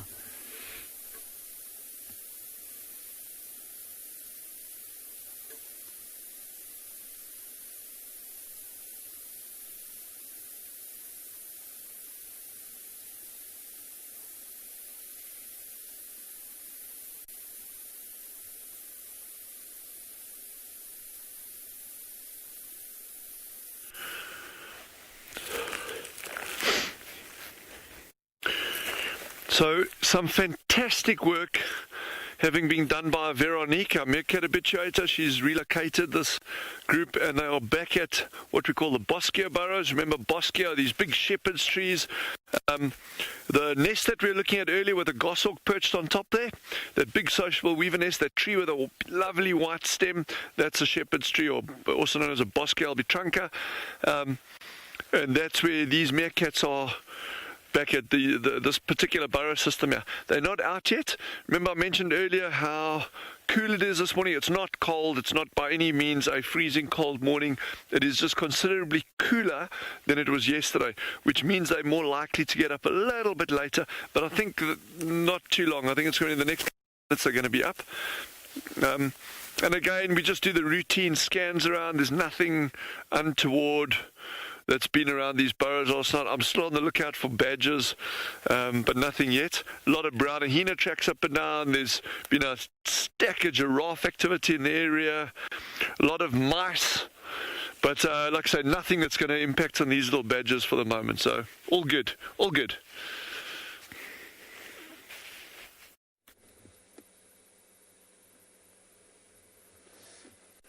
I am so glad to see this. This is a tree wisteria, and you can see its beautiful purple flowers. And well and truly signifies the end of the dry season. That's when you see these clusters form. Just lovely. It's the first one that I've seen with flowers. All the others I've seen didn't have any flowers yet, so this is well and truly the end, at least indicated by our tree wisteria, or Balusanthus speciosus. These little clusters look like grapes almost. Beautiful lilac flowers. The whole bush will start to explode with flowers very soon. End of the year, you're going to get all those lovely lion's eyes. You're going to get the African wattles with their yellow flowers. And hopefully more of the tree wisteria's flowers too. The knobthorns have flowers on them. Oh, it just feels like spring is upon us. But like I said, these ones do signify the end of the dry season when you get these great clusters of these mauve flowers forming. Now the leaves of the tree wisteria are very, very pretty as well. Quite shiny.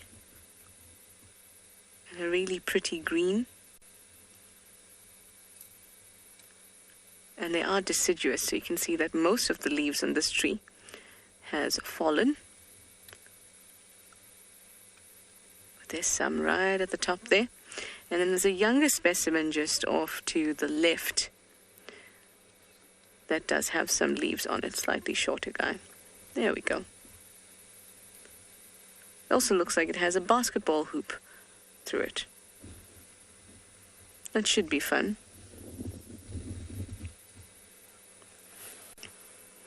Lenma, you'd like to know which animals would feed on these flowers. Baboons and monkeys like them very much. Vervet monkeys and baboons, they especially like them. And as you can imagine, they won't last long when baboons and vervet monkeys like them. Vervet monkeys also especially like leopard orchids. Another one that's flowering at the moment, that one at Chitwa. Just stunning. My favorite bit about this tree is the color of these flowers.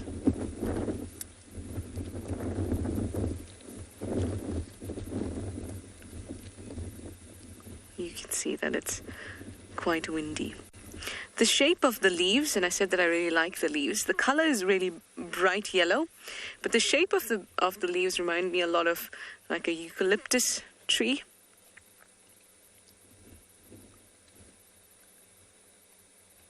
And even the way that they fall reminds me a lot of that. But the color is much yellowy green as opposed to the gray blue green that you see with eucalyptus trees. Awesome. Well, we're going to move on and find some other special things.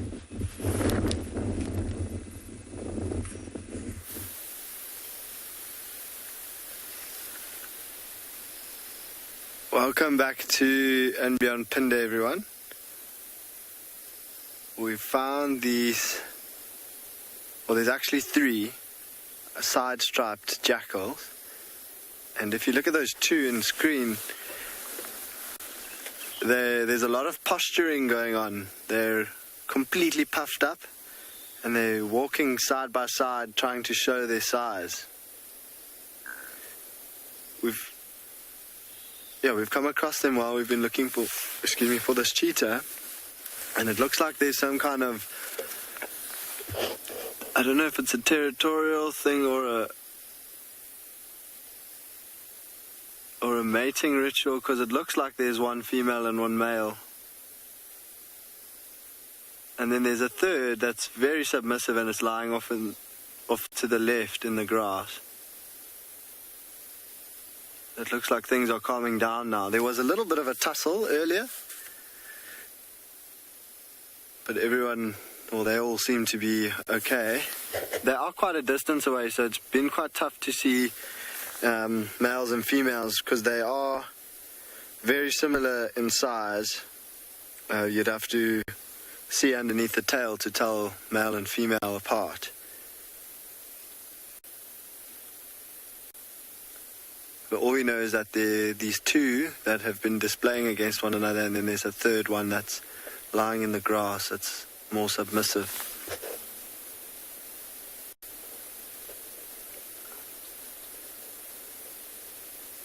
And that one on the left has now got its mouth open and looks like it's making some noises, but we are a bit too far away, unfortunately, to hear.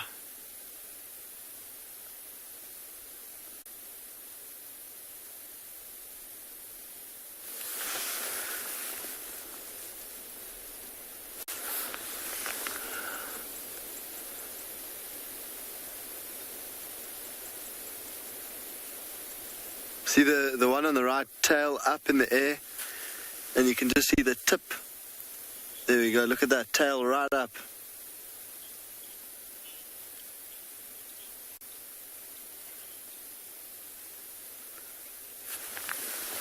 Toto, that is correct. They're able to puff themselves up. We can hear a bit of growling now. They're able to puff themselves up, put their hair on end, and in order to make themselves look bigger, so they're puffing almost their entire body, including the tail, up, and then they're arching their backs,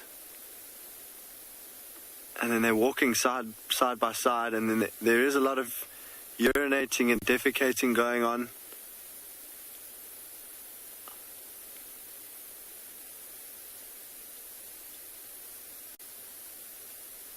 And that one in the front has got its tail standing up, and all the fur standing up on the tail. So they are definitely trying to make themselves appear bigger by making their hair stand on end.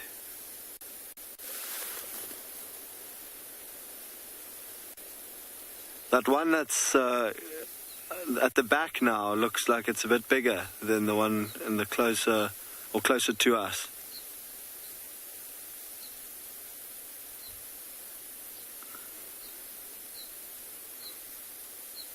But I've never seen this before. I'm not 100% sure what is going on. It is a great find, Jane. I'm very excited because I haven't actually seen this kind of behavior before. By now, most of the nocturnal species like jackals have found a place to rest for the day.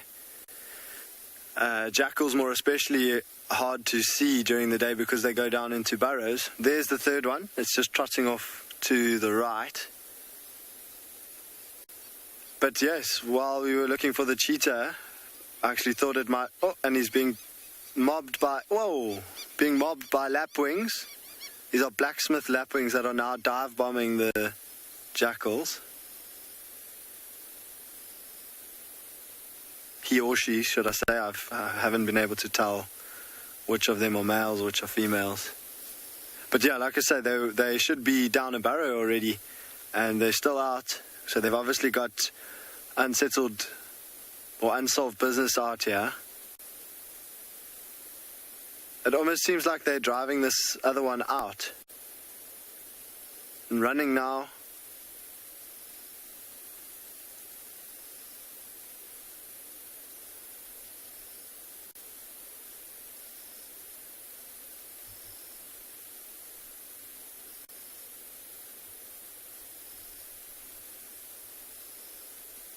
All three of them are off now. So that one that's in the front or the right of your screen is the one that's been submissive the whole time. They're about to run into some zebras, and what I have seen out here is that zebras are not fans of jackals, and we've actually seen the zebras chasing the jackals. So we'll see what happens. This is incredible. I've never seen this.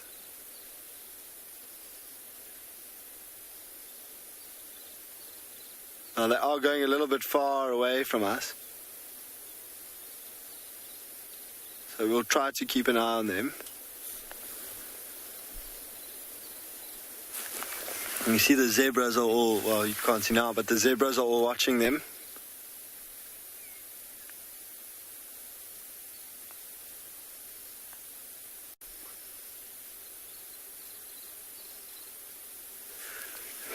Craig having a bit of a hard time because they've gotten all the way almost past the back of the car to like behind us. See, now the zebras are going a little bit closer. I wonder if the zebras are going to chase them. There we go, zebras running.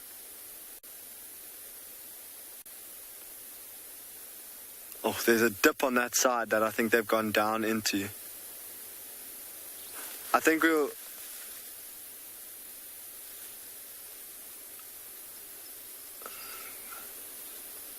Because there is another road there. I think what we're going to do is we're going to try and loop around and see if we can get another look at them, because one of the zebras has definitely given chase.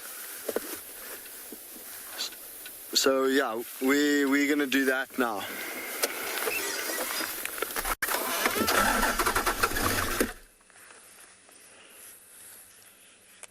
Wow, that is absolutely incredible. Grant must be having the time of his life. There's nothing better than seeing animals do something you've never seen before. Here we have a gorgeous giraffe.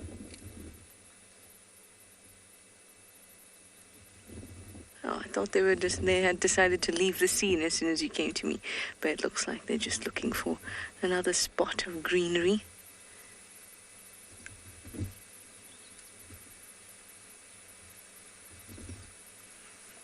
Oh, they're up near the fire break. The northern fire break.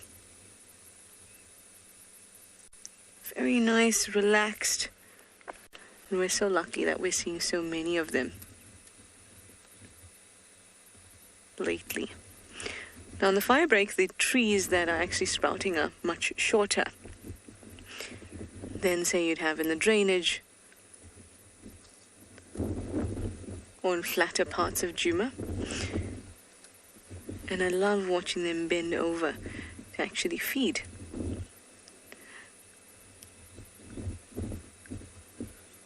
Some biologists have theorized that males feed at the tops of trees while females feed towards the bottom of trees.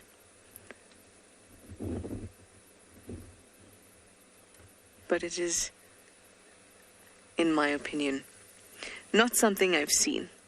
I've seen both male and female. We have two males here. I've seen both of them bend down to feed, stretch up to feed, etc. The most reliable way to figure out the sex of an animal is to simply look at its undercarriage. Yes, I'm so sorry to do that to you, giraffe, but that is the most reliable way to figure out if you're male or female. Now, giraffes, they also have ossicones. Those are two horn-like things at the tops of their heads. And you can see that they are rounded. And that comes from males actually fighting with each other, rubbing against posts and things like that, that bald those ossicones.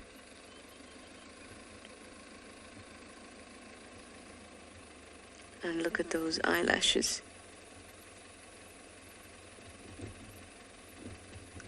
Gorgeous. Beautiful, tall animals. And when they walk, it's really, really special going across the African landscape.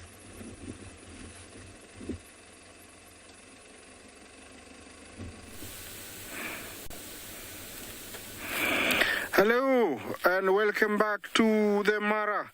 And here I found a lioness desperately looking for something in all directions. She doesn't look very hungry, but she is definitely looking for something. From where she is, it is a bit, hard to tell which pride she is from. Behind her is the Salt Lake Pride area. A long ways back there, and off to the right of the screen is the SSP, Sausage Tree Pride area, and behind me is the Mugoro Pride area. So I don't know which pride she is from, but she is definitely a beautiful lioness. Very, very, strong. See her? Very, very big, mature. So she's definitely part of a pride. From where she is, she's got a very good vantage point to, pinpoint or see anything moving. But far and wide, there is nothing. But with her keen sense of sight, I'm sure she will be spotting something. Yes, beautiful yawn. Look at, those canines, sharp, ready to pierce through skin. Usually that is a good sign of being restless. So we might see a movement, in a while. Like I said, the beautiful eyesight is what she's using, the keen sense of sight.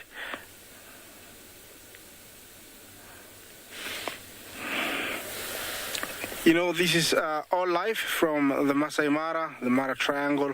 You can talk to us on hashtag CGTNWild, hashtag Wild Earth. That's where you can communicate to us, tell us, something. Questions are very welcome. I'm staying with her for a little bit longer, so don't go far.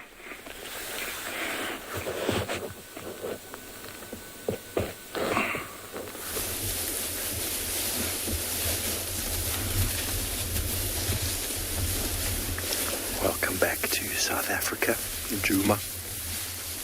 We've been very blessed to have a up-close and personal interaction with this herd of elephants. Unfortunately, they are now all going behind the car.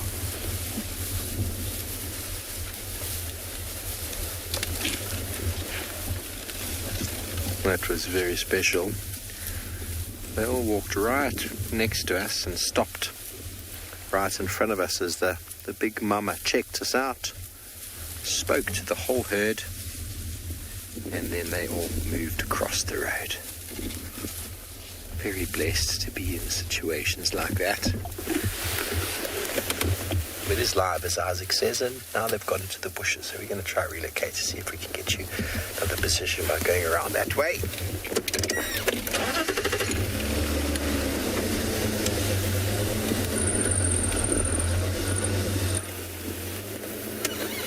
Okay, let's see if we can get you these elephants again, just around the corner.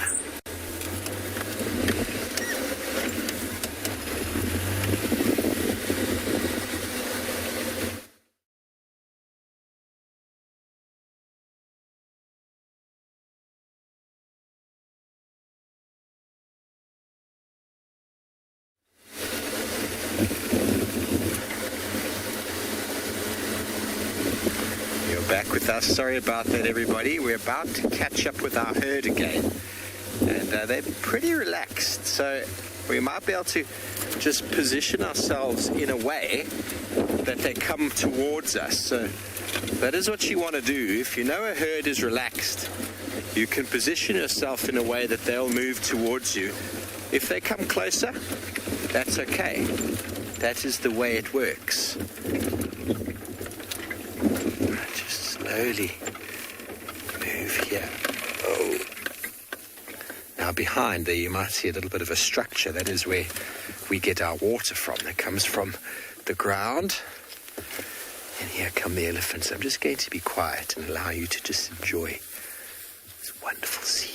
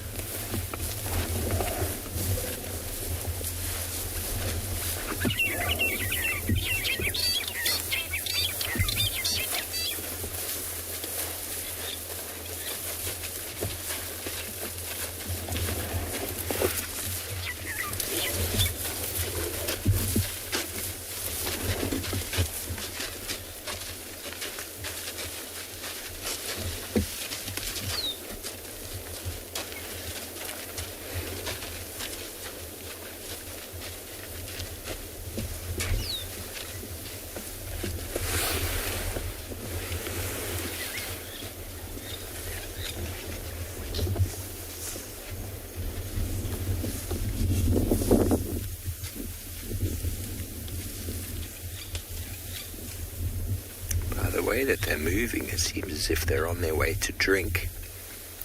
So I think we'll follow them. Elephants drinking can often be quite spectacular to see. It's just they make lots of noise, they splash. They really just are quite busy animals. Here's a bull who's sort of hanging with the herd, but not really in the middle. He's always on the outskirts.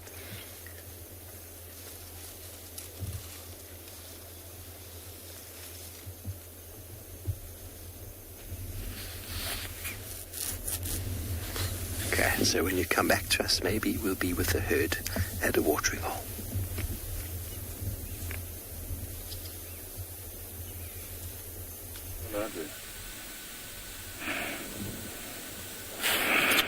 Welcome back to the Mara, and I'm with my unknown lioness in the middle of the plains.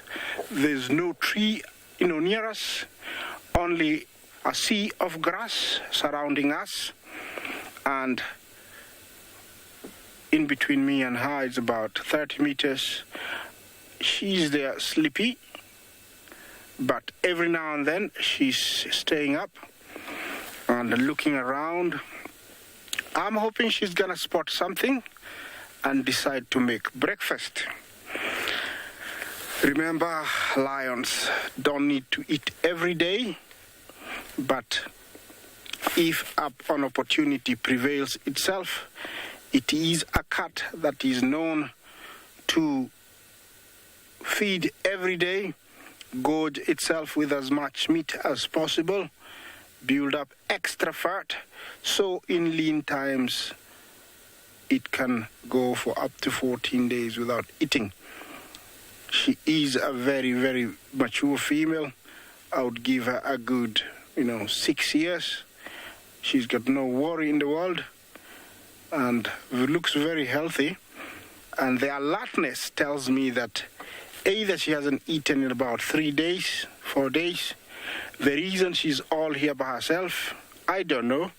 If she's going to, stands up, I will be able to tell. Maybe she's around here, maybe because she's got some cubs that she's hiding somewhere, and that's why she's separated from everybody else.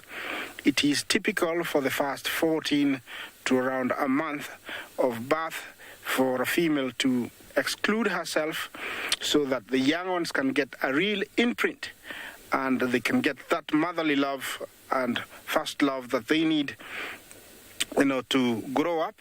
Remember, they are fully blind at birth, opening their eyes after around 2 weeks.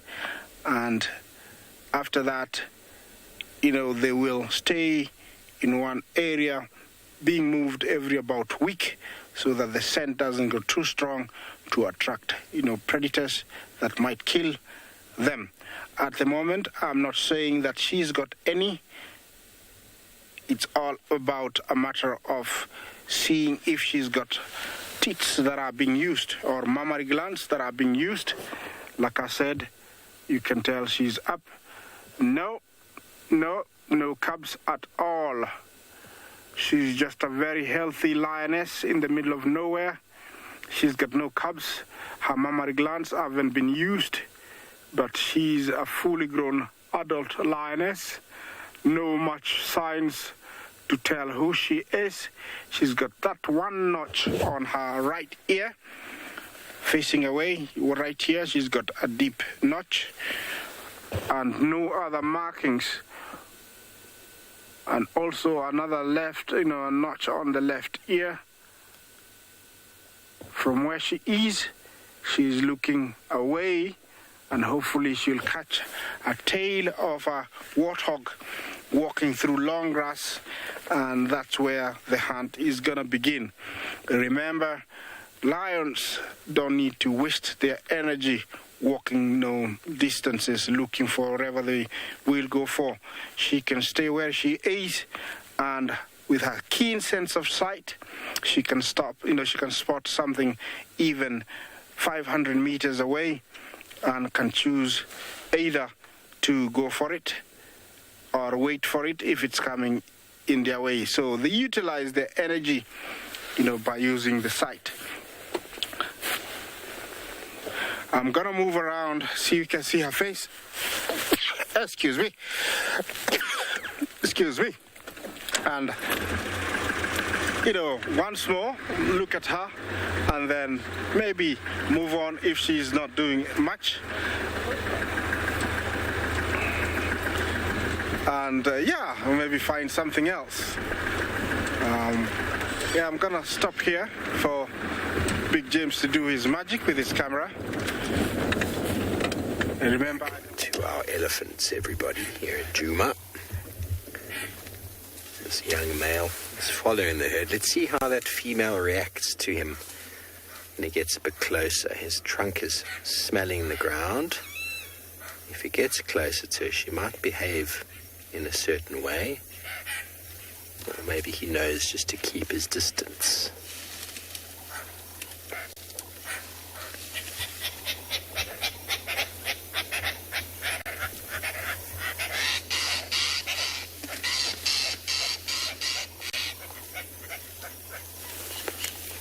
Might have heard the loud squawking there of a lilac-breasted roller.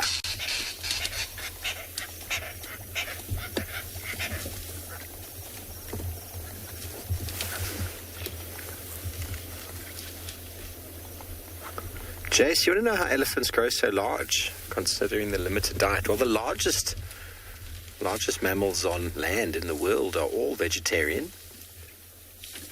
So there's plenty of vegetables around, plenty of vegetation, grass, plenty of trees and leaves. If anything, elephants are the most selective, being a bulk feeder. They're able to access everything, from the shoots of the tallest tree, to the bark, to the leaves of all the trees and grasses and flowers and fruits, and even the roots of the trees as well. So they're very well adapted. Let's just move up a bit so we can get the rest of the herd. Buffalo, rhino, hippo, gorillas, all the biggest animals. They're all exclusively vegetarian. So plenty of vegetables around. There's an abundance of vegetation. There's more vegetation around than there's meat. So we mustn't get confused and think that meat is what makes animals big. There goes our little family, following each other. Little sniff of that's a knobthorn acacia that's had its bark ripped a while ago. These two youngsters are probably going, I like acacias. One day when I'm big, I'll be able to stick my tusk into that bark and rip it myself. You just heard a golden-tailed woodpecker there. There goes a mama with a bit of takeaway food. See, she's got a stick in her mouth that she's going to rotate in the mouth, eating the bark, and then she will drop, leaving the leaves altogether. Process known as corkscrewing.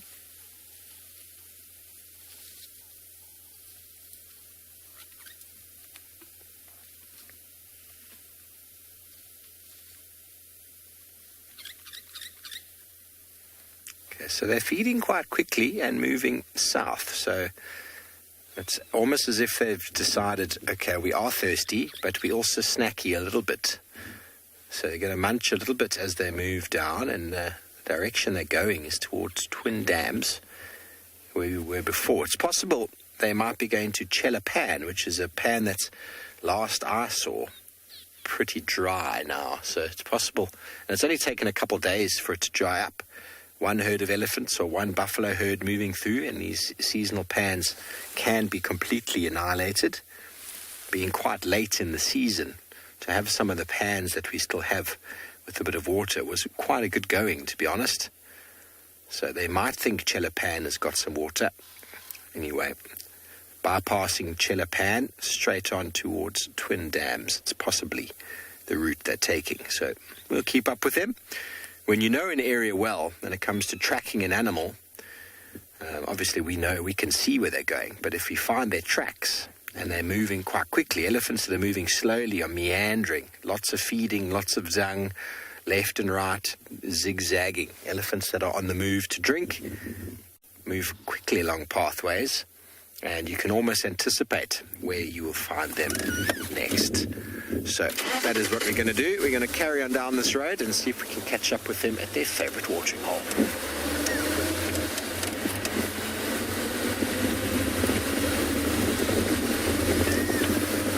Welcome back. I'm still here with the beautiful lioness. Very relaxed. Look at the coat with that angle and the sunlight on her coat. It looks very shiny, so it tells you she's doing very well. She's having a lazy morning. I don't know what she's been up to at night. Maybe she's been hunting, trying the whole night and she couldn't make it. So now it's a time to try and get something, but every now and then she has to catch naps to keep her, rejuvenated and getting back into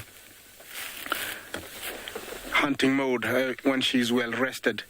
From where she is, I don't know what she sees, but I'm sure she can still, see a very long way.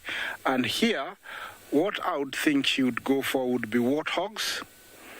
When everybody is gone, the warthogs really get hammering.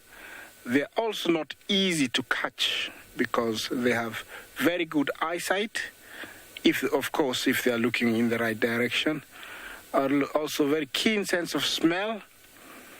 And apart from that, it's not always that lionesses are successful to catch them because they are very, very aggressive and with their tusks that are always sharpening one another, they can really cause serious harm, even death, to cats like this.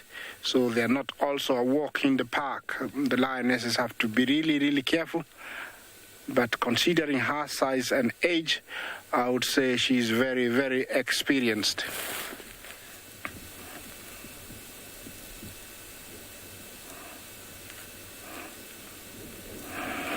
Felicity, thank you for your question. You asked if it could be dangerous for her if she crosses into another pride's territory.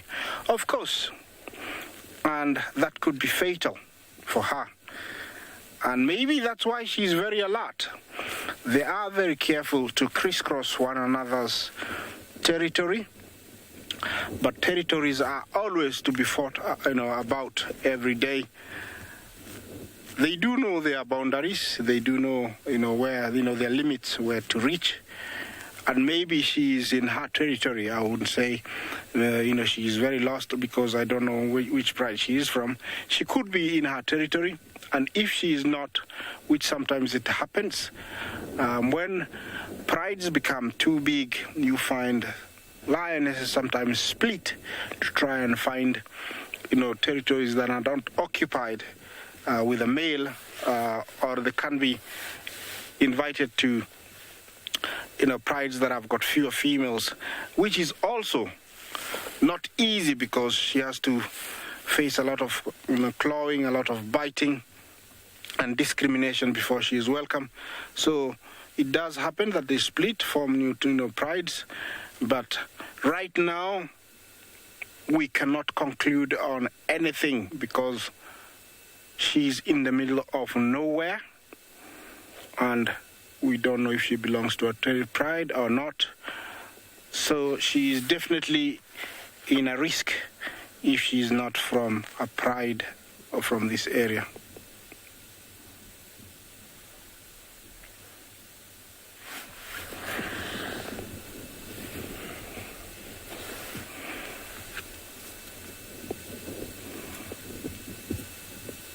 Finally, they are out of bed. Can you believe it? And Moritz, David and I were just chatting also with Veronique, saying, it's quite difficult to determine exactly what drives like a wake-up time in any animal. You can say, it's the sun rose and they had to get out of bed kind of thing. Or it could just be that maybe they had like a really good foraging day yesterday, which means they didn't have any huge rush to get out. Very, very typically, though, if the times are tough and they're battling for food, they'll normally get up quite quickly and they head out. They don't spend too much time on burrow maintenance and sunning themselves, that kind of stuff. So when I'm seeing a group like this, with these two pups, the 5 adults, and they're actually getting up later, they're spending quite a bit of time at the burrows, it probably tells you, though, that although we are actually past the heart of winter now, we're going to slowly start moving to summer, but really we're going into a harsh time now as temperatures are picking up. They're actually getting plenty of food to sustain them, so I don't think there's any issues with this little group. Veronique was saying something interesting, though, is that one of the other burrow systems that they're going to frequently, they're not actually using it at the moment, but it's right in the periphery of the area and adjacent to the next colony of meerkats or group of meerkats. And that group is 8 individuals, so there could be a big boxing match at some point. So we'll just keep our eyes on these little guys and just see what happens over the coming weeks. But I'm hoping that they've stabilized to this point now where we've got the 2 pups. What is really cool in this group, really, really cool, and we're going to be for this, is that the beta female, in other words, one of the subordinate females here, seems to be heavily pregnant. Which means we're going to be having even more meerkat pups. And that, one of the things I just wanted to point out to you is we often see these groups as dominated by a single female, and that gets expounded on regularly. People are like, oh, you know, meerkats it's one female that breeds in the group. It's not true at all. And very often it's just like time in the bush, observation, and whatever literature you go through, when you're talking to people, if your guide says something, don't be shy about questioning it. Lions sleep for 18 hours a day. Lions don't sleep for 18 hours a day, okay? They might be resting, sleeping on and off. Lions do not sleep for 18 hours a day. So don't be shy of questioning. If I say these meerkats are green, ask me, are you sure they're green?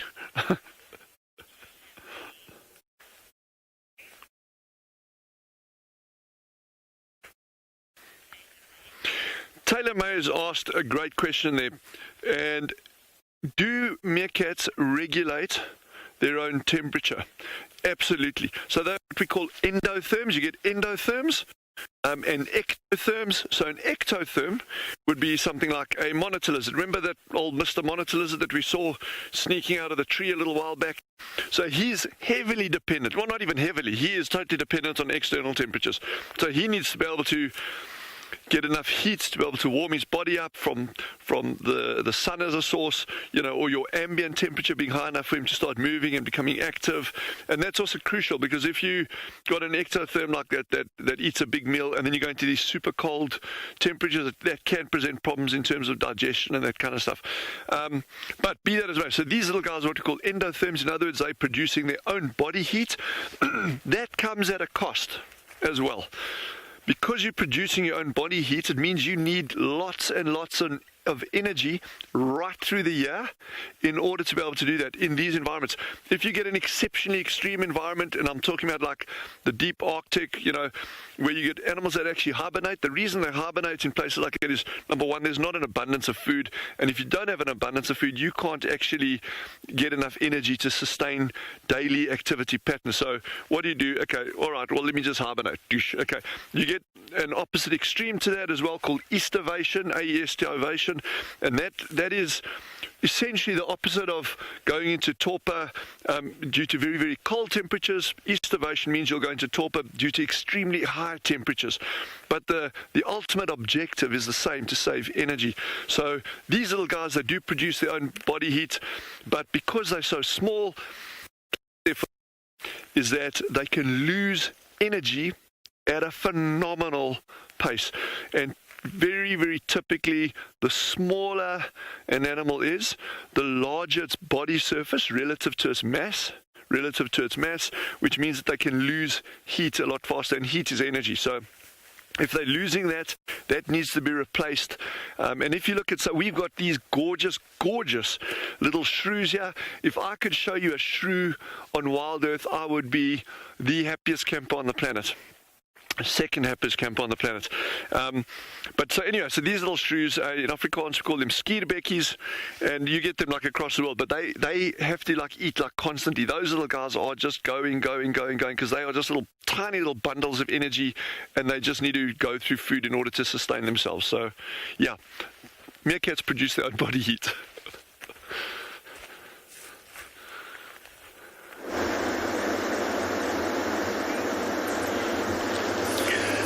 Good luck, Dylan. And one big difference in terms of habitat from where Dylan is in the Kalahari and where we are in the Masai Mara is sources of water or water points. Well, we've been here very patiently, and I guess our patience could be paying some fruits now, because we've got a single topic there coming very close to the water, plonking, but also very carefully, because she knows what she might be leading herself into.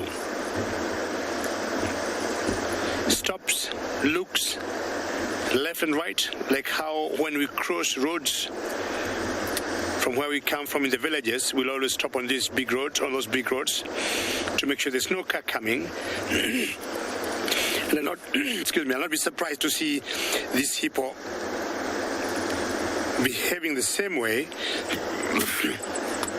Excuse me. Oops, you see what I was just talking about? There we go.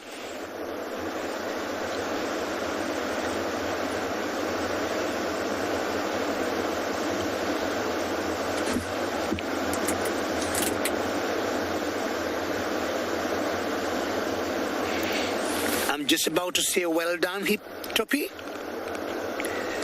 Well done, excellent, very well done. 2 crocs almost came for her, but she has made it. Excellent. How courageous for you to cross that dangerous river. I think as soon as she got to the edge, she made a decision very quickly, and it was like, time to go.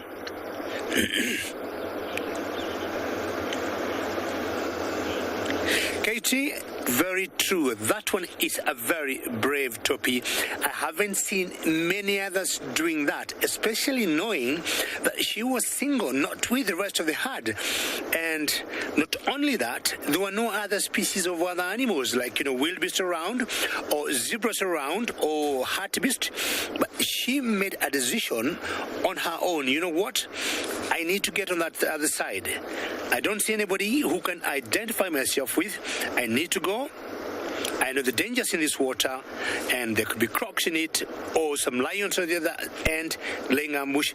I'm going, I'm doing it, and she just did it. That was quite exciting. For me, I would want to say it could be the very first time I've seen a single animal, and more so a Toppy, crossing the Mara River on her own. That was an exciting moment. And this is what CGTN Digital Safari is all about.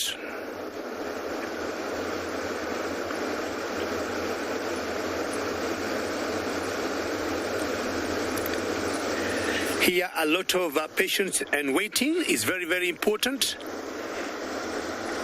If you come to the bush, you always learn. Choose a spot if you want, stay there and wait, and it will unravel or unfold every few minutes. Something will be happening that will be different.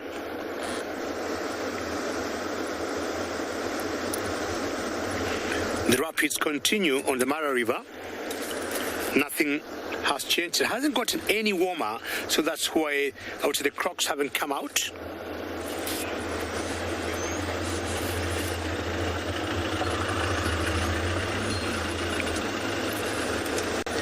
And that was an exciting moment. Apparently, the Masai Mara and Juma have, let me say, very different habitats. The Mara has more open areas, huge grasslands that we call the savanna. The Juma has lots of thickets, and we're going to learn more about the same. The Masai Mara lies in the Great Rift Valley. It is home to a multitude of animals.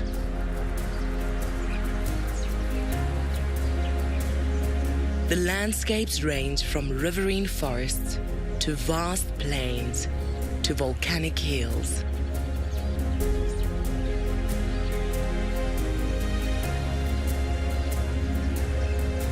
Running through the landscape, a watery lifeline.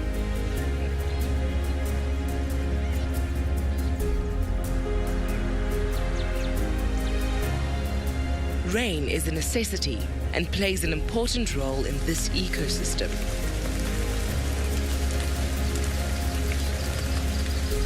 It nourishes the grasses, floods the marshes, and feeds the Great Mara River.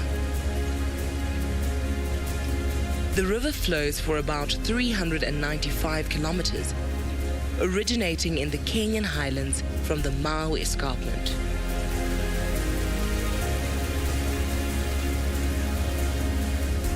streaming down and eventually draining into Lake Victoria in Tanzania.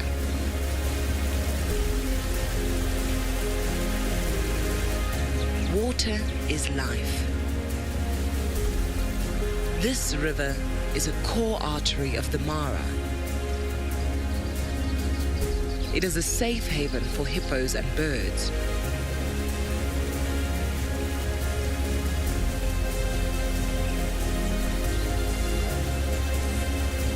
But it provides the ultimate challenge for the wildebeest during the Great Migration. This annual event is one of the natural world's most astonishing spectacles.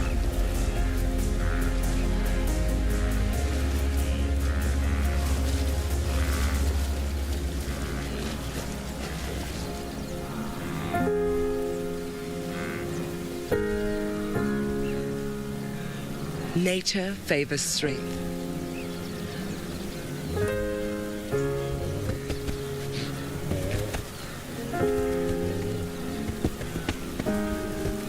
Their migratory routes are determined by the rain patterns as they wander in constant pursuit of water and fresh grass.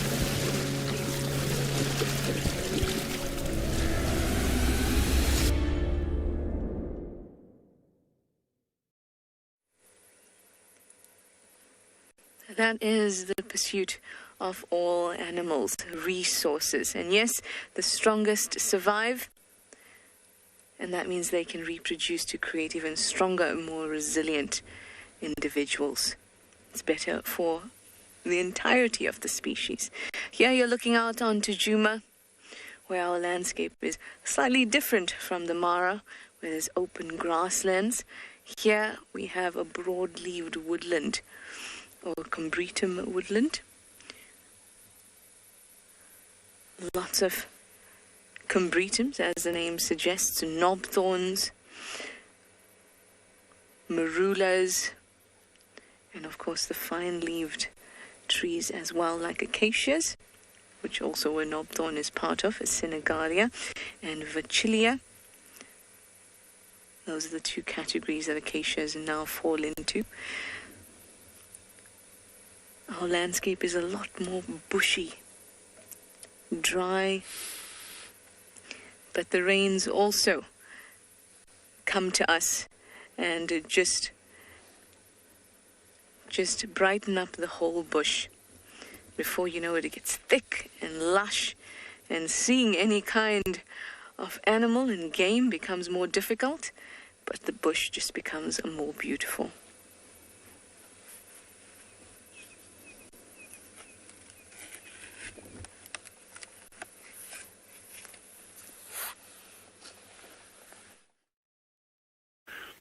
Look how cute those are. And what is absolutely incredible is just the speed that these little ones are growing at.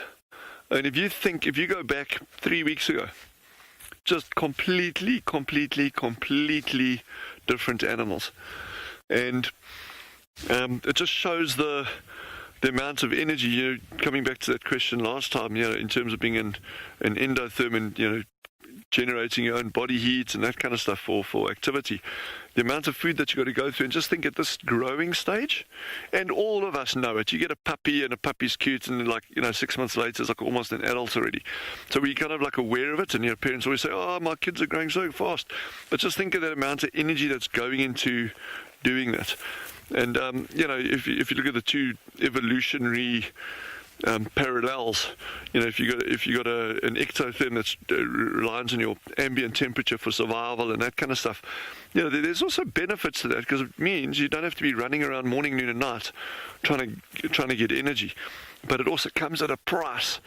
These little guys, with the rise of the mammals, there's just a whole lot of advantages there. So if you are able to run out and catch your prey or eat a plant, as long as you're able to do that, it'll enable you to persist in environments where other things actually just can't live.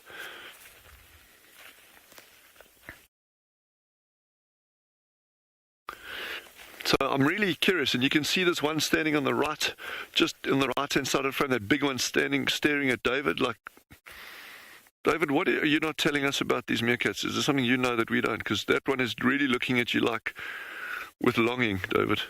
But anyway, that meerkat seems to be heavily pregnant. And I can jump up and down and get excited. I'll only get excited when I see pups. Because I also have this kind of like thing of, if you name something, something's going to happen to it, aka Shelby's. But those Shelby ducklings are growing at a phenomenal rate as well. They are probably 5 times, 6 times the size that they were when we first saw them. So, yeah, things are happening out here.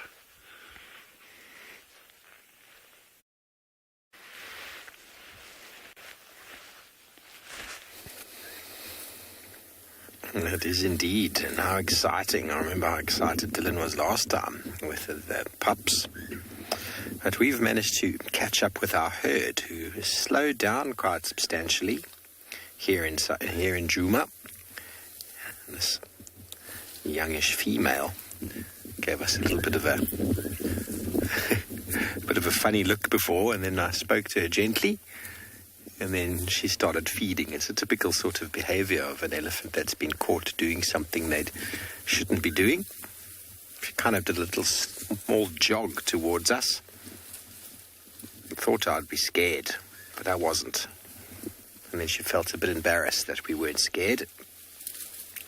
Now she's decided to stop and have a little bit of something to eat. Okay, so we positioned ourselves in quite a nice spot, I think, that we will be surrounded by this herd shortly. The same herd we've been with for a little while. Trying to anticipate their movements.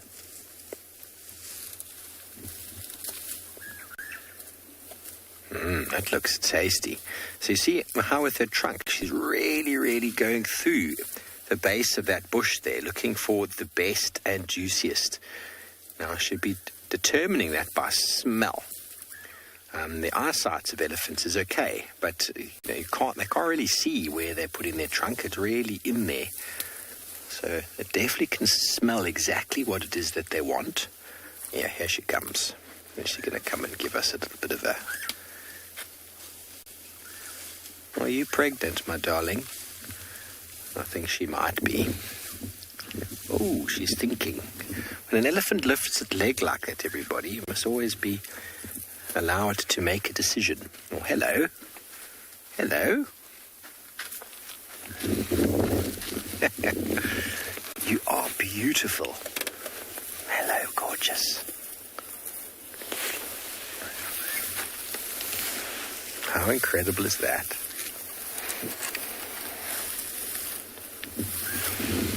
They do look far bigger, don't they, when they get right up close like that, even a youngster like this.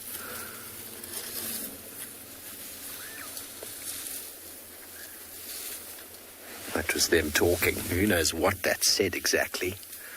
Could have been very kind words. It could have been very nasty words. We don't really know.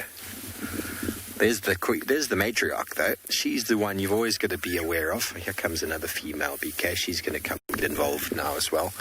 She's wondered what all the hype is about. She's going to come find out. Oh no, she's just going to come and eat.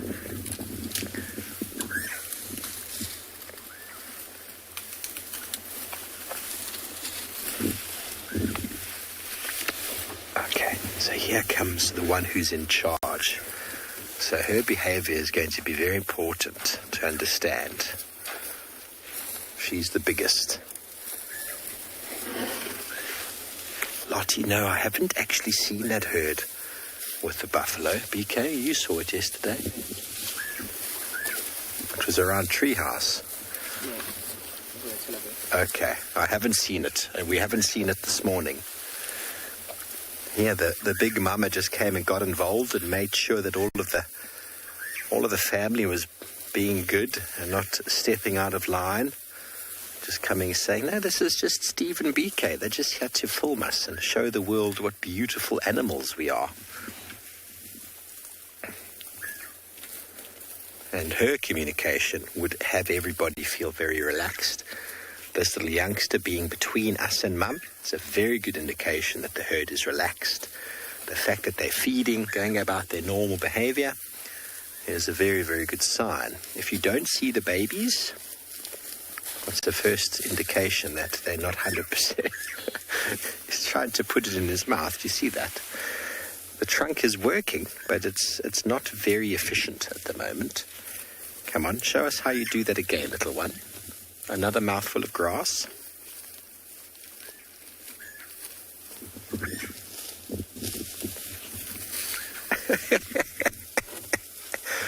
Yes, I know Mum uses her trunk to smash the grass around and knock off all the dirt. I'm trying to do it. I just don't quite have the technique down yet. Oh, special. Using its foot to help to push the grass out. Ooh, I got stuck.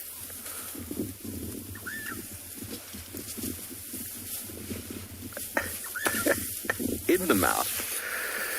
Yes, Mama, you are a magnificent family of elephants, and we're going to stay right with them.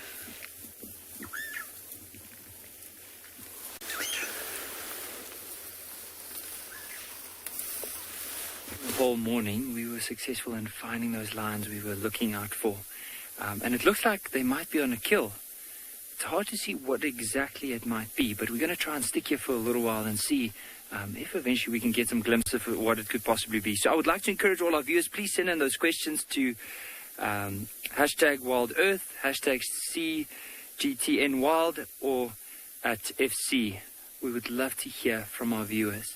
So have a look at this young white male that's also just moving in the back. He's probably just seeing if there's any scraps that are left from that carcass.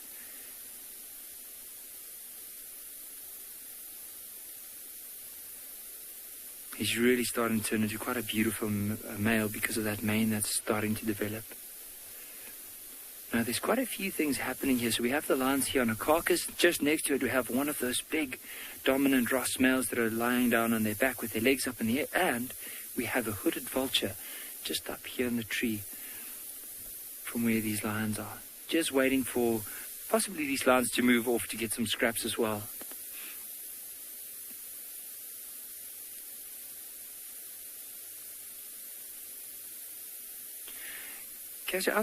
For me, I personally think that the strongest scent will probably be smell, because lions, way before they even see an animal, they'll be able to pick up the scent, especially depending on how hard the wind will blow.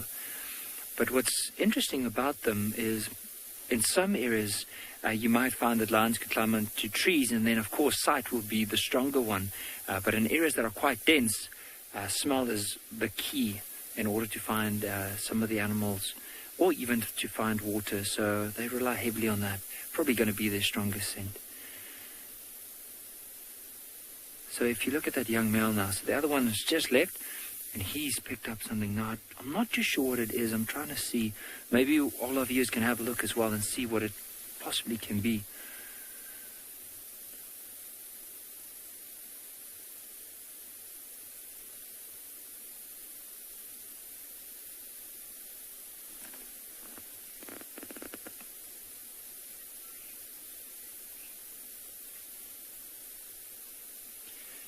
Kathy, with the lion's strongest sense would probably be smell. I think earlier I mentioned about, I don't know if the signal might have broken up there, especially because we are in the African bush. But so smell is quite a big thing for them. Sometimes with these lions, they'll be able to smell something way before they even see it. Now, this area here, you can notice how dense it is in comparison to those vast open areas that sometimes we do drive through. And so because of that, the lions will heavily rely on smell, and they tend to move into the wind, so the wind will blow towards them, and if they do pick up a smell, they'll use their cover in order to get closer, so until they can eventually spot the prey. But there's eyesight, their hearing, everything is exceptional, but their smelling probably going to be the strongest or the best sense. See, this young male has also picked up something and has just moved to the back. Now, through in the back there, so where this one is just slightly left at the back, through the trees.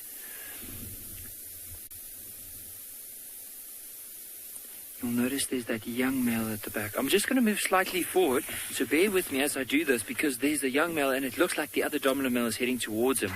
Jason, I agree with you. These lions blend in super well to this environment. So I'm just going to move till here, just to see if we can get him. We'll try and see if we can angle the camera now. The other male is just moving behind him now, but you can see how wary he is, because yesterday already the male started fighting with him, and of course he just doesn't want to leave the pride at the moment. He should have already left, but he's trying to hang in as long as he can, because he knows there's safety in numbers, but also with the females hunting quite constantly, he'll be assured of some food.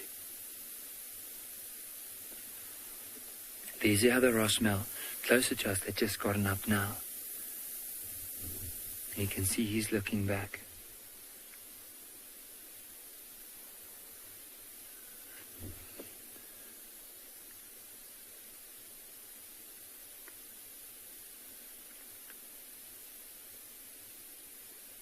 So it'll be interesting to see what interaction we're going to get here. Is this male just going to go and flop down, or is he going to move closer towards where that sub-adult is lying down?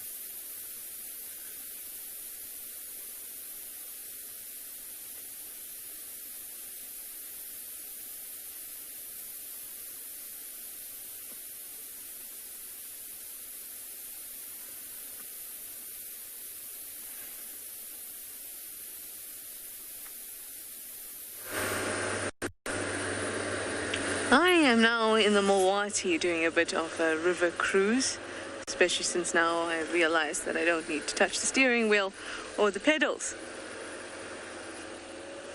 Please won't you let Dylan know that I'm pulling one of his styles today. Now the reason I'm here is because I'm determined to find the python before I have to leave you guys. Still a week left, but I'm determined, absolutely determined. Now it's cold today, or colder than it has been, so the python will be wrapped up, trying to keep warm. It's been up in trees the last few times. It wouldn't be active very much at all. It wouldn't even be eating, because reptiles need to actually have heat to increase the rate of their metabolism to begin to eat and to digest. So what can actually happen is that if they eat at the wrong time when it's very cold, basically their whole metabolism shuts down and they stop digesting, and basically they get stuck, and this can actually kill them. So it would be relaxing somewhere in a tree, in a tight little ball or big ball, and I'm going to find it.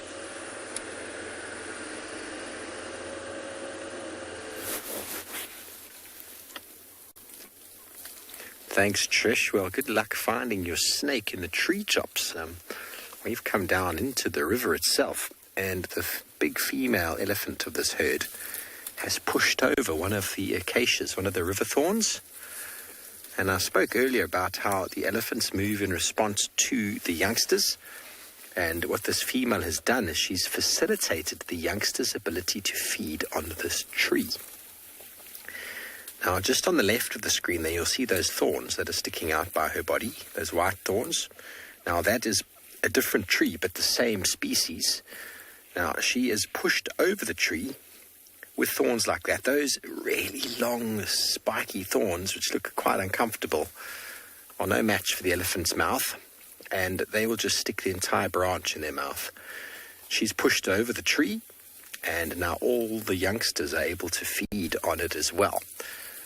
So that is a facilitation for her babies, for the youngsters, and then other animals such as duiker, bushbuck, nyala, impala will also be able to come along to this tree that's been pushed over and feed on it as well. And the way it's been pushed over, we didn't hear it crack or snap. I think she's just pushed it and it's moved a bit. I think it's still rooted in the ground.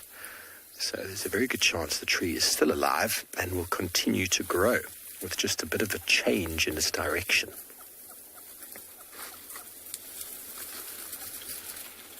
So very juicy new leaves on the occasion now. You see how green they are just above that elephant's head. Very little white or sort of yellow pom-pom blossoms.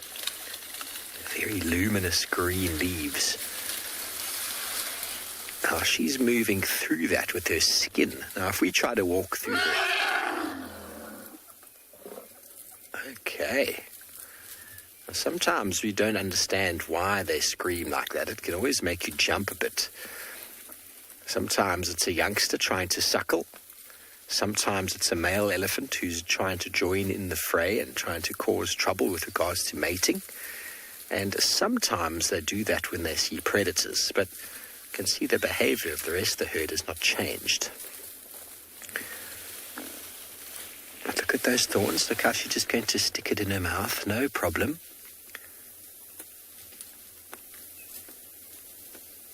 Very, very powerful thorns. The thorns have evolved to slow down the feeding rate at which antelope are able to feed. So the antelope will still feed on those plants, but they nibble around the thorns, which slows down their ability to eat it. But elephants, well, they just put the whole branch in the mouth. They're not bothered by the thorn at all. Their hide is so thick the thorns can't penetrate either. And so they can just push themselves through these trees without any effort. And well, we'll stay here and watch this herd enjoy their breakfast.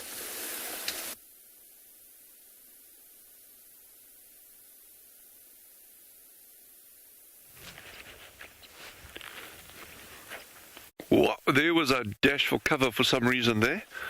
And you've seen how relaxed they are with us.